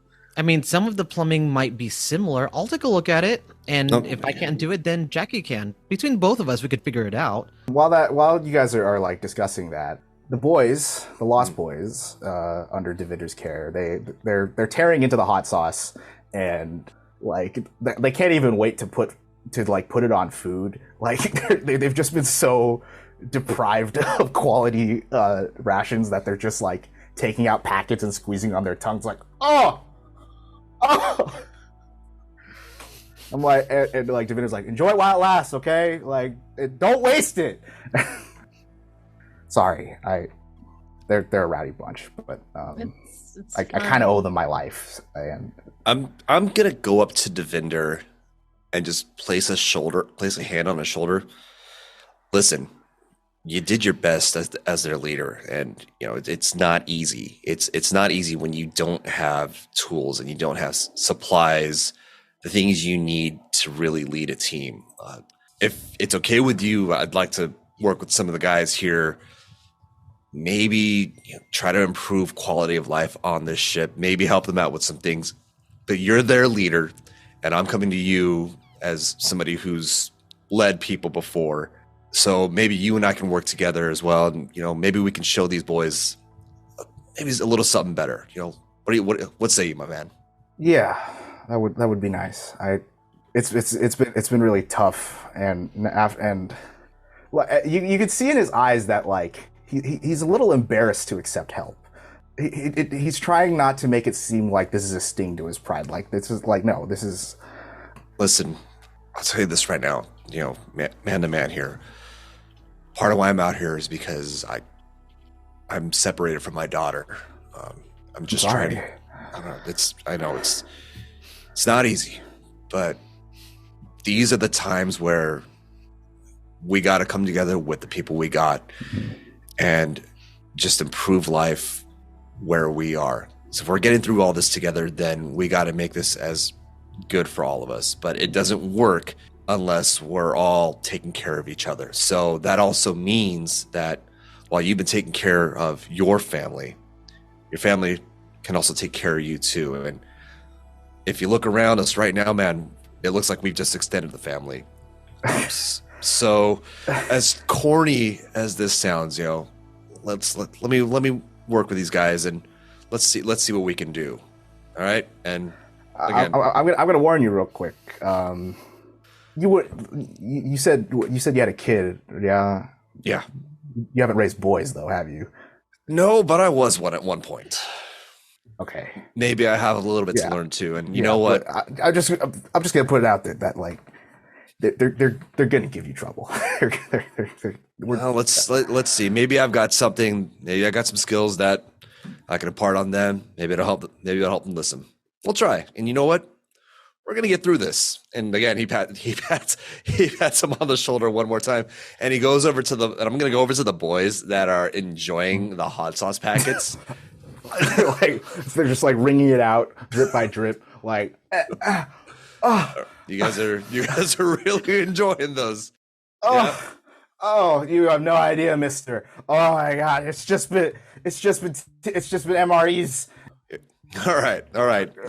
Listen, it sounds like you kids have been through a lot, and listen, this is necessary. All right, look, sometimes you gotta give yourself time, and it seems like since you've been out here a lot, you've earned it already. So, but I will say this, guys, we can earn a lot more We can do this again. We don't want to waste it all right now, though. But one thing I do know is that, hey, if we can focus on making this place a little better, then I'm going to work with you guys. So I'm not going to make everybody do everything here. I'm going to be working with you. So, and we'll learn a couple things along the way. And, yeah, sure, mister. Long as, you know, you know how to get down, right? All right. Okay. Well, you know, get down. I mean, you see Roman's old man instincts like start to kick in, and you see him like sort of flex a little bit, like, all right, get down, get down. All right. I see you. You know, if you wanna know how Captain Devender got us to hang with him, you wanna know. You gotta prove your worth around here. You want to be one of us. Okay. You wanna know how? Okay, how is that? They look at each other. Like, it's a very mischievous look. It's a look that you recognize because you remember being an 18-year-old fresh cadet Tandong. Yeah. Right? And like when you showed up for your first deployment, all the older boys like gave each other that same look before they hazed you. Uh-huh. But they say like, here, come with us. And you follow you float with them down this corridor, and they get over to like a corner of this main common area where there looks to be like a big, like almost upright rectangular prism thing under a tarp, right? And they pull it off, and to reveal what looks to be an arcade cabinet that with the name Avenue Brawler 5 on it. And they're like, see here, Q-Tip over here is currently reigning champion. So, and Roman, this kind of like brings a lot of happy memories for you, right? Because you remember playing Avenue Brawler 2 with Francis, like back in the bar getting drunk. like, are you kidding me? It wasn't just the bar getting drunk. It was at the laundromat too. So if you want to, earn our respect, you gotta last 3 rounds of Q-Tip. Last 3 rounds. Oh, all right. It's 5. Haven't seen. Look, I haven't really played 5. I saw it out there. Saw the advertisements. I played 3 back in my day. So I'm always up to a challenge, man to man, and he's like, being honest, man to man. Let's do this. I misread my notes. It's Salot Strikers 5. Salot Strikers. No. Yeah, Salot. Oh no, yeah, no. Avenue Brawler is the other one that everyone gets confused with. Yeah. The rules are It's completely the open different, source one that you though. can mod and stuff like that. But the one they play at the tournaments is Salot Striker. That's Salot Strikers. All right. Well, Yeah. Mm-hmm. we're always Okay, up for a challenge. Yeah. So go let's ahead, do this. roll for schmooze here as you try to best these kids at Salot Strikers. Do I get any of my pilot actions to roll with? No, it's just a straight fortune roll. Straight forward, so it's 1d6. Yep, it's 1d6. If you want, you could spend your spark, or you can push your or you can have a collateral die on top of that. What do you want, or do you just want to roll a 1d6? I'll spend my spark on this. Okay. I'm so happy. So that's 2d6. Let's see what You happens. spend your spark, and you pick, and you see that your main from back in the day, well, your Salot Strikers 3 main that you kicked Francis's ass with every time, is still a character that can be selected. And you're like, so that gives you a spark. That gives you. Right. Oh, I'm gonna wipe the floor. You're gonna wipe the floor with these guys. All right. All right. Let's see. 2d6. So that's a 4. 4. Okay. What's that? How's that phrase go? Old dog, new tricks, right? Right. You're an old dog with old tricks, because Right. clearly your memory of the combos has faded in your years as a full-time parent. Mm-hmm. Yeah. So Q-Tip hands you a quarter, and you both insert. It goes as like, choose your character, and you both select your fighters. The arena choice seems to be not in your favor. Right. They put you on like a low gravity moon, so that's already messing up with your Yeah. games. But you put up a good fight. Like it's you got a 4. So Yeah. you and Q-Tip, you square off. You layer a bunch of chains. but then he like knows all the counters, and then like the rest of you can hear like clicking noises echoing throughout the corridors of the ship. Oh, come on! No! That was my uppercut! Come on! Oh my god! Come on! He's so fast, but I'm faster. And like all these kids, they're like gathered and they're like cheering. It's like, come on, Q-Tip, kick his ass, get him! But yeah, with a 4, round 3 rolls around. You're both tied 2 for 2, and you beat each other down to like the last inch of your health bars, right? And right at the 11th hour, Q-Tip overshoots his uppercut, and so your character does like a leg sweep. KO. Ooh. Q-Tip's like, wow. That was probably the most intense match of Salat Strikers I've ever played. And in my entire 19 years of being it here, he like goes in, rotate dap, like shoulder touch, like genuine respect for the adversary he just faced. I'm definitely gonna shake Q-Tip's hand. I'll tell you right now, I was a fan of all like the Salat Strikers, like players back in the day. There were guys like, you remember a guy, you ever hear his name? His name was Dustin Long. He was, Dustin Long. He had this huge match against, one of the greatest ever, Diego Ume Juarez. And, Diego pulled off this amazing comeback against Dustin Long. It was back in the days of 3. And, that's what inspired me to play. And, I never forgot that. And, it taught me a lot of life lessons too. But I'll tell you this right now, that is probably the most fun I've had playing a video game in a long time. And we're going to play it a little more. I'll tell you that right now. I want to learn because this is a new game to me. And I think I got lucky. And I had an opportunity right there. So, but as long as, I have your respect, you have my respect. And can we do this again later?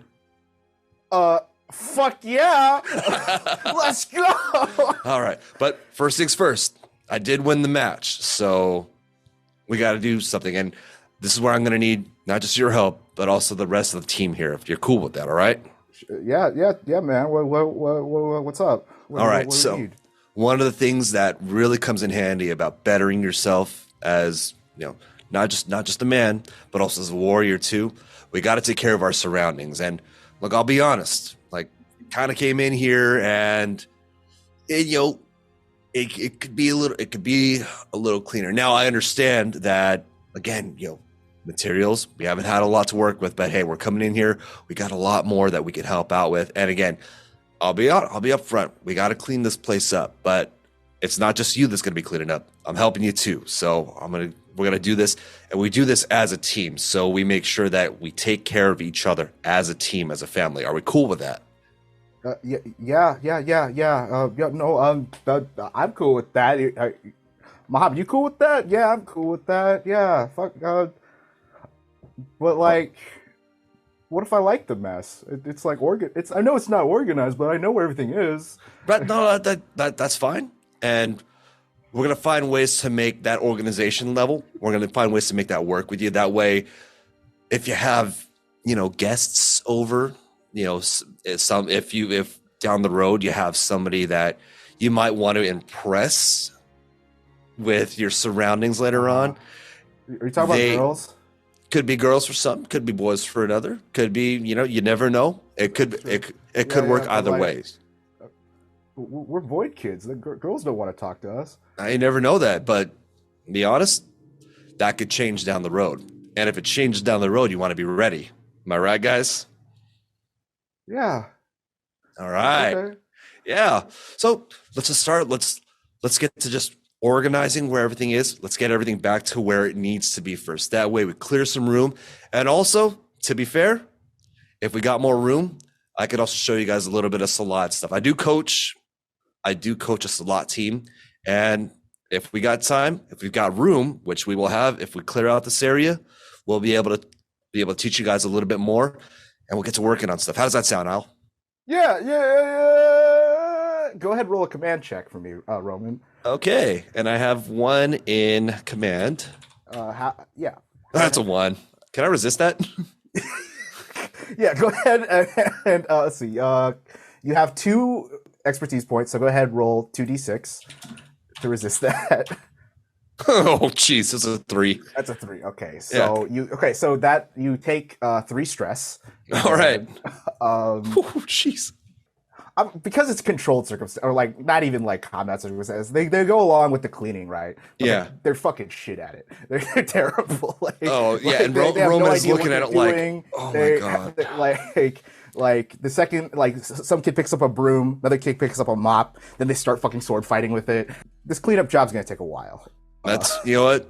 I signed on for this, so yeah, you take 3 points of stress because it's you're Devinder was correct. These boys are a handful. You know what? I gotta learn how to raise boys at some point. So, like, you're like so not used to this because the Hope and the Salat team they're all more or less like, yes, coach, we'll do it, coach, absolutely, coach. But these kids they're easily distracted, always trying to beat the shit out of each other, always trying to always looking for and every time you try to explain them something, they're always making excuses. Otherwise, you've earned some trust with them. So. I'm like Captain Li Shang from Mulan. We've got a long way to go. All right. Anyone else have any scenes they want to do right now? I know a couple of you were going to cut loose with some folks. I know, Rupi, you wanted to cut loose? Callax'an, you want to go first, or? Yeah, sure.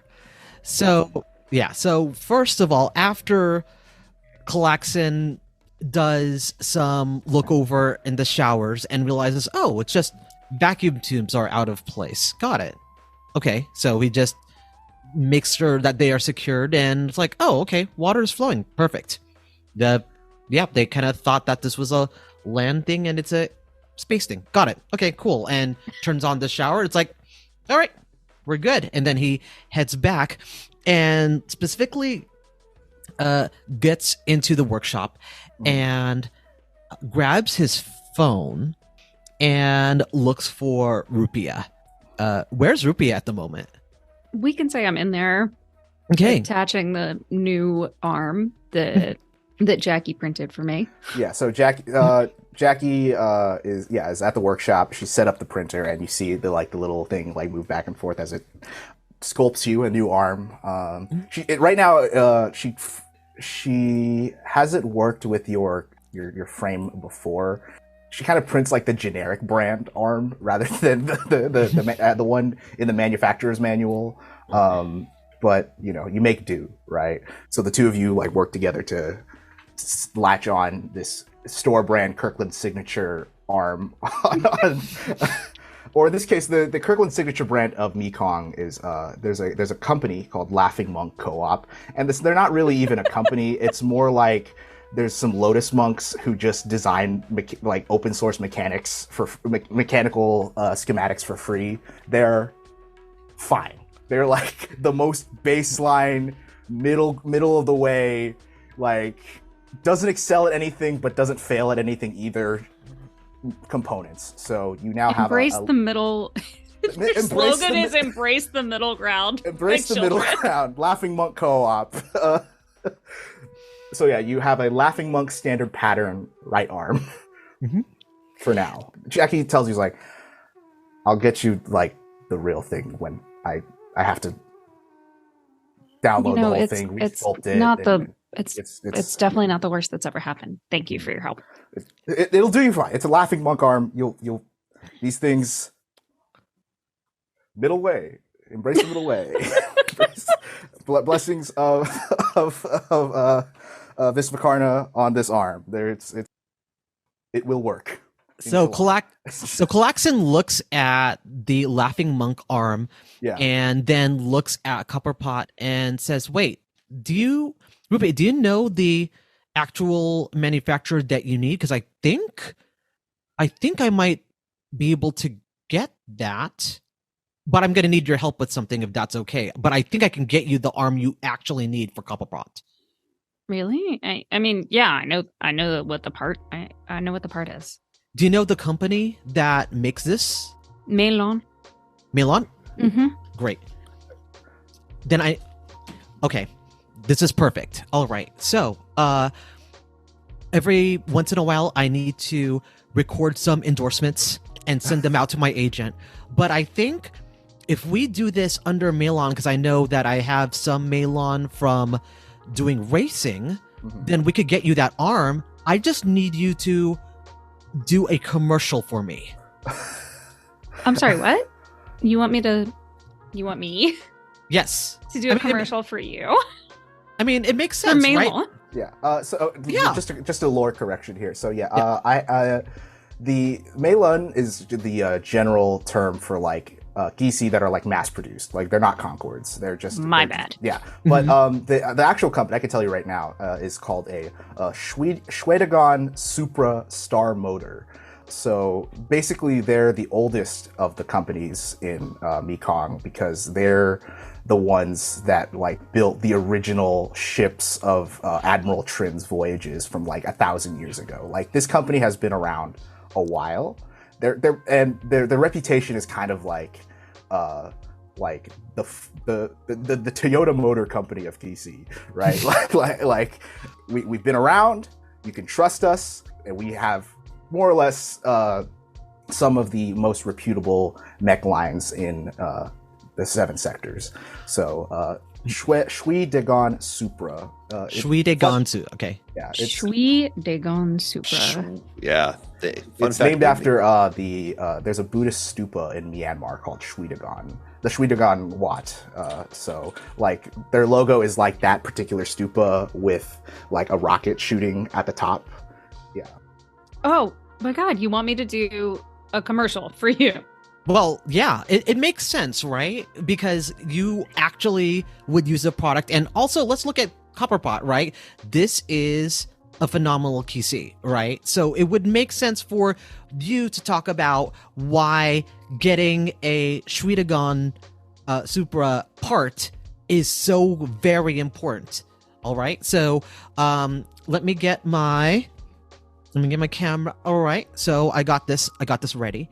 Now what we're going to do is we're going to do a basic interview style because that's a very popular type of content, so that you could just be honest about it. However, it would help if you affected some kind of a character, right? Now you are very much like that badass, as you know, as well as your KC, like is so badass, right? So I need you to come in with that, you know, that really determined energy, especially because I know that you use your KC, you use Copperpot to defend many people who have been trampled on. So let's let's just give it a go. All right. Okay. I see why they call you Diva. Jackie says off the side, like. Oh, you ain't seen nothing yet, babe. All right. So do you want me to call you Rupi'a or do we call you Diva? Like, what name do you want us to go by when we do this? Oh, camera work? I think, yeah, I don't necessarily think that it's the best idea for me to use my real name, so let's just go by Diva. Perfect. Like, is it going to be like the one word name Diva? Let's, yes. Yeah, all right, let's do it. All right. I mean, come on. Come on. All right. Oh. All right. And starting the recording in 3, 2, 1. Hey, it's callax'an Bulaklak. You know me here, and we are here with the incomparable Diva and Copperpot. Diva, please tell us all about Copperpot and what kind of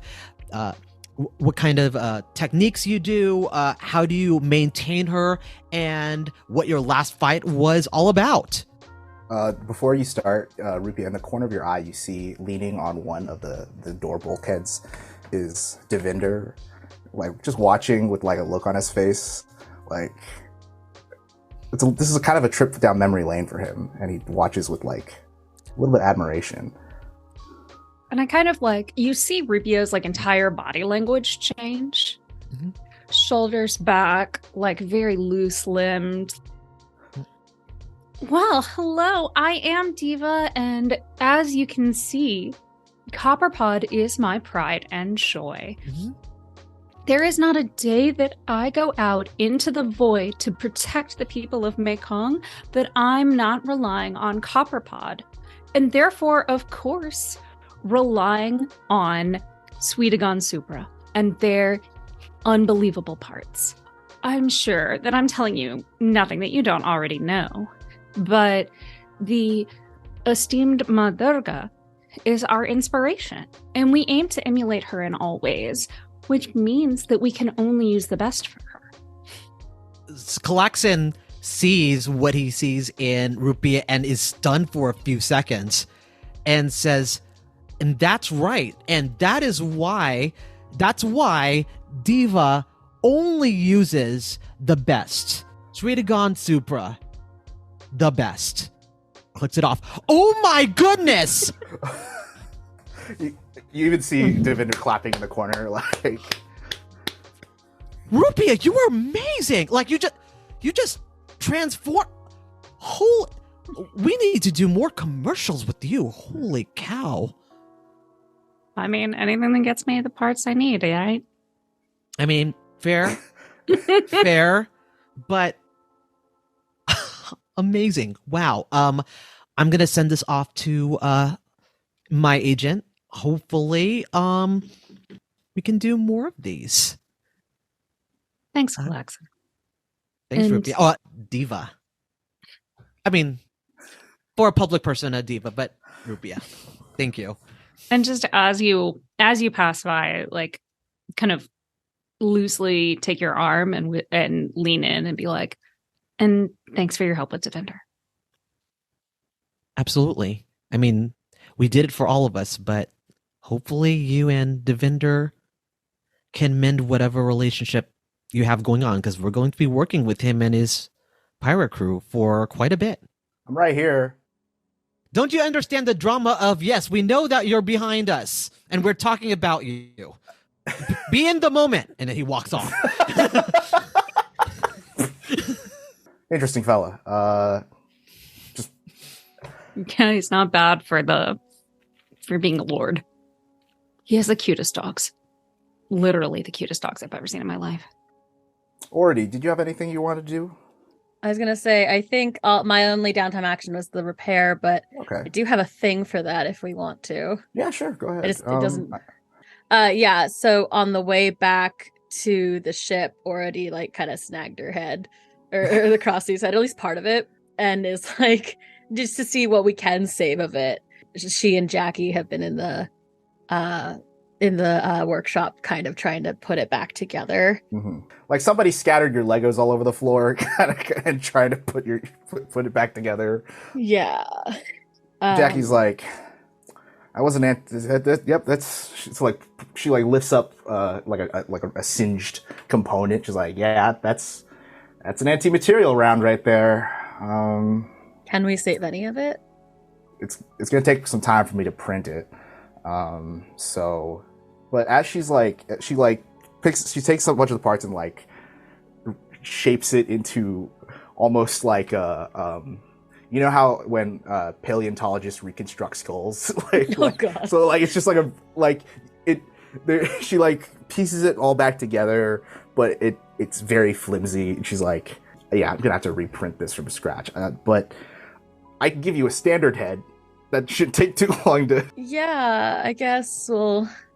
I mean, I just need the mouth to work again.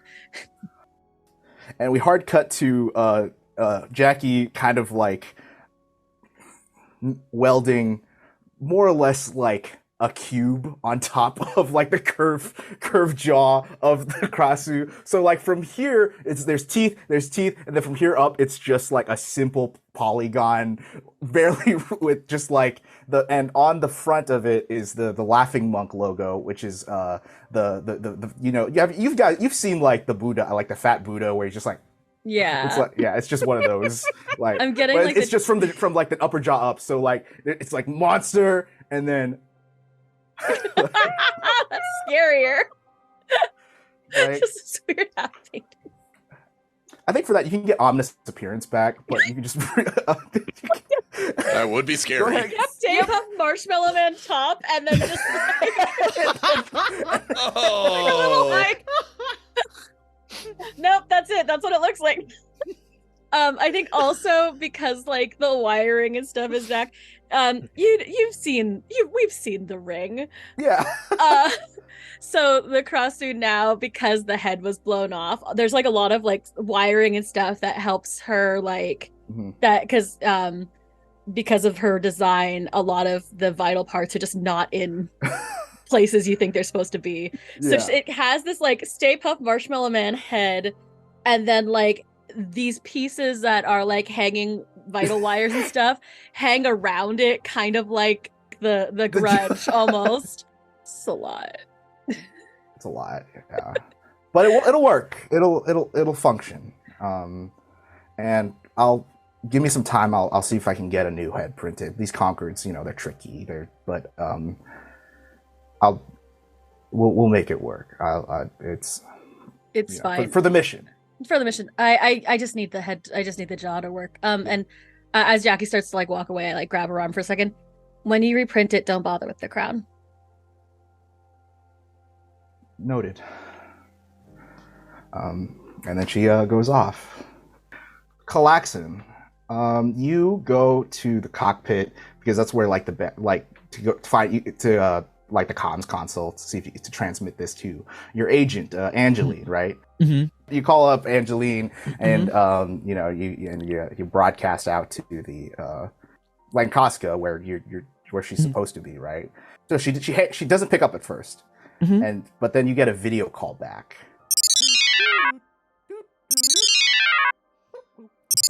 Video? Have a long distance call from. Okay, this better. I guess it's important. Oh my God, you're alive! Thank goodness. I heard about everything that happened on Chaufraya and the coup. And where are you right now? We are. You are on. You're in jump space. You're about to go jump. Like Nina's like plugging coordinates. She's like, yeah, we are about to go jump. I don't exactly know where we are right now. However, I'm going to send you some. That's not important right now, sir. It's what's going on. There's a mess. Your sister. It's better if I just play the clip for you. Okay. And you hear Rubina's voice. Hello, callax'an. It's me, Rubina. I just want to let you know that I just thought I'd do the courtesy of informing you personally that I have diluted your shares in the family company. No, not diluted. Actually, I think we're excising you entirely. You see, now that King Kano has appointed me as finance minister of the Kingdom of Chaufraya, I have to divest from the family interest just to, maintain integrity and to make sure that we don't, there's no conflict of interest between me and my family enterprises. So I've dissolved callax'an Bulaklak Racing Enterprises. You've been severed from the family accounts because you see, you haven't been pulling your weight around here. While you were zipping around the track and breeding your fucking Malamutes and your Shih Tzus, I was making all the deals. I was the one keeping this operation together, talking to shareholders, and, making moves, keeping our family on the board. Where were you when I was negotiating these contracts? Where were you when I was folding all these LLCs? No, you weren't. You know what you were doing? You were collecting blue ribbons for who spent the most money on a glorified rat. This is MEKONG, callax'an. We have to be practical. So I am being practical. So after determining the amount of risk you've brought to our family enterprises, I had our lawyers excise you from the accounts. I have complete control of the assets, but I will be putting that in a trust further down the line where I stopped playing the recording. Well, you can't stop it because okay. Angeline's playing it. She says, "You are a Bulaklak in all but name." So now I have to attend the king's coronation. So just so you know, in case you're wondering what kind of achievements I'm in this game for, Bunso. Bye-bye. Click. And Angeline's like, I don't know what's gonna happen. I there's no pay. The direct deposit's not going through anymore, sir. I had to move back here. I got all the dogs though. I got all they're here with me on Quay Noi. All right, so this is what we're going to do. All right, number one, a lot of those obligations that we had with the sponsorships, right? They're not going to be okay that was suddenly cut off by sudden excising, rather. Mm-hmm. So we're going to reroute that because the contracts are still in my name and not necessarily in a enterprise's name. So that is going to continue to go through. We are going to continue to use sponsorships to fund whatever is not claimed directly under the callax'an Racing Enterprises. So we're going to pivot because that is what we do. We've done that in the Wulak family whenever things have happened. I just did not expect that from that bitch sister of mine. All right. But if someone's going to play some politics, we just do that within the family. But this was never supposed to ever happen. But the fact that it is, we just adjust. With that said, I have an amazing actress that I want you to know about. But sir, there's just one problem. What is it? I'm getting married. Well, congratulations. Yeah, but I was waiting on the direct deposit to come in so we can finish funding the wedding. But you might want to, if you're close by, and Nina pulls up a map and she's like, "Oh yeah, Koinai's right there. Yeah, we can probably stop by there and get a resupply done if you want to go sort that issue out." Do you think you could come here and also, because also your dogs have been really. They miss you, sir, and I know. have them here at the house, and we can. Can I reach you back here at this number? Yeah. Let me sort some things out. We need to get you paid, of course, so that your wedding is provided for. But if there is, I know that I have huge petty cash for a lot of this. Just take that. Take that now, just so that you have that, and then. Let me talk to the people I have here before we move forward.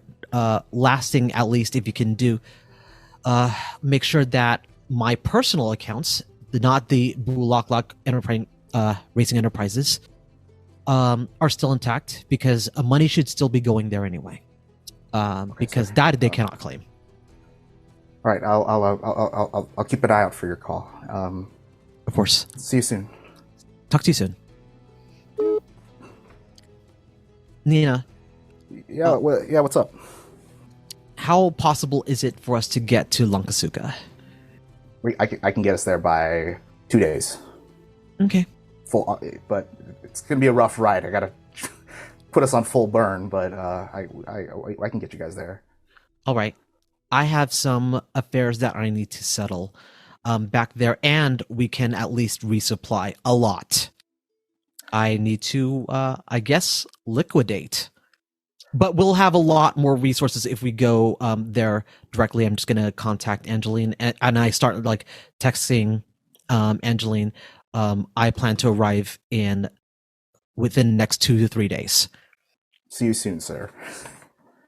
Devinder walks into the bridge and pockets next to you. I guess you're a lost boy too. I guess so, but before we get any more lost, let's find some resources and the items that we need to find to save everybody. But first, some resources. Some revenge if we can get it, but that will be later. It's not as important as making sure everyone else is here. Everyone else here is safe. Sounds like a plan to me.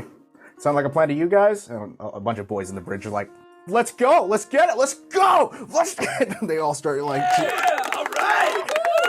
We pan out to the wide of the two ships attached together as it turns, and the jump drive initiates. And that's our session for today.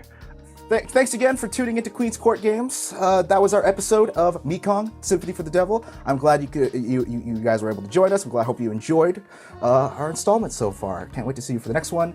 If you like this game, be sure to check out Beam Saber RPG on itch.io. And if you like us and want to see more, be sure to follow Queen's Court Games on all the socials and on Patreon. Cass, first off, put your hands together for an incredible session. That was some awesome role playing. I'm so glad I got to share it with all of you. This is your time. Shout your socials, projects, other work you got going on. The floor is yours. Okay, so hi, my name is Ryan Omega. You could find me on Twitter under Ryan OMGA. You could find me on Facebook, Facebook public page, as well as Instagram under Ryan Omega. You can also find me at upcoming anime cons running a game called For Empire. So that is a military type LARP that involves a lot of people, and we enjoy a lot of that interaction. And I also want to point you out to our audio drama that Andrew and I did called Vampire the Masquerade Port Saga, where both of us played major characters on that amazing podcast. So that is it for my stuff. Thank you for tuning in. On the backs of the vampire stuff, because none of us are very good at knowing who's going to go next. Hi, I'm Claire. I'm all over the internet as clearly_golden, unless you're into mermaids, in which case you can find me on Instagram as mermaid_clarity. I push those photos everywhere else anyway, so if you follow me on Twitter, that's where you'll see a lot of my bullshit. I'm here playing Mekong. I also play Maya the La Sombra over on Queen's Court Games podcast, The All Night Society, and we have fun there. I'm Pooja. I've been playing rupi'a Thayang. Broken-hearted. Broken mess. Just a sobbing broken mess on the floor. What can I say? I'm torn. But I am also playing other broken messes on 12-Sided Stories, an actual play podcast, and on Happy Jack's RPG.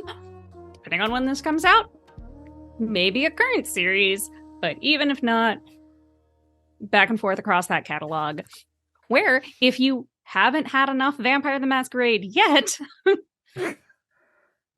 we have just finished up, as of this recording, the airing of our Hellfire campaign on 12-Sided Stories, and then I was in a very long-running Vampire the Masquerade game on Happy Jacks as well. All right, I guess I'll round it out here. What's up, everyone? Andrew J. Landy here, playing Roman Max Salam. Again, pronouns for both of us, he, him.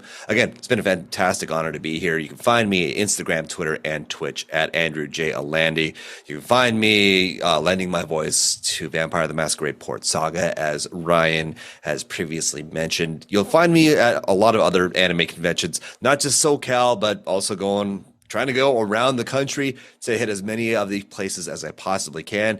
If you also find yourself a fan of Street Fighter, I do play as Dirilath, one of the commentators for the Jazzy Circuit. So if you noticed, a couple of the references I made may have referenced many a player within the scene. But beyond that, again, thank you all for tuning in here and spending your time with us here in Mekong. I'm going to toss it over to our director now. Everybody, I'm Jerry Law. It's been an honor and a privilege being able to tell this story with all of you, and to just spend time with good friends and good stories. Thank you so much for tuning in. You can find me on Instagram and Twitter at my Jerry Amour, AMOUR. Otherwise, fare thee well. Stay hydrated. Tell someone you care about you love them. Peace.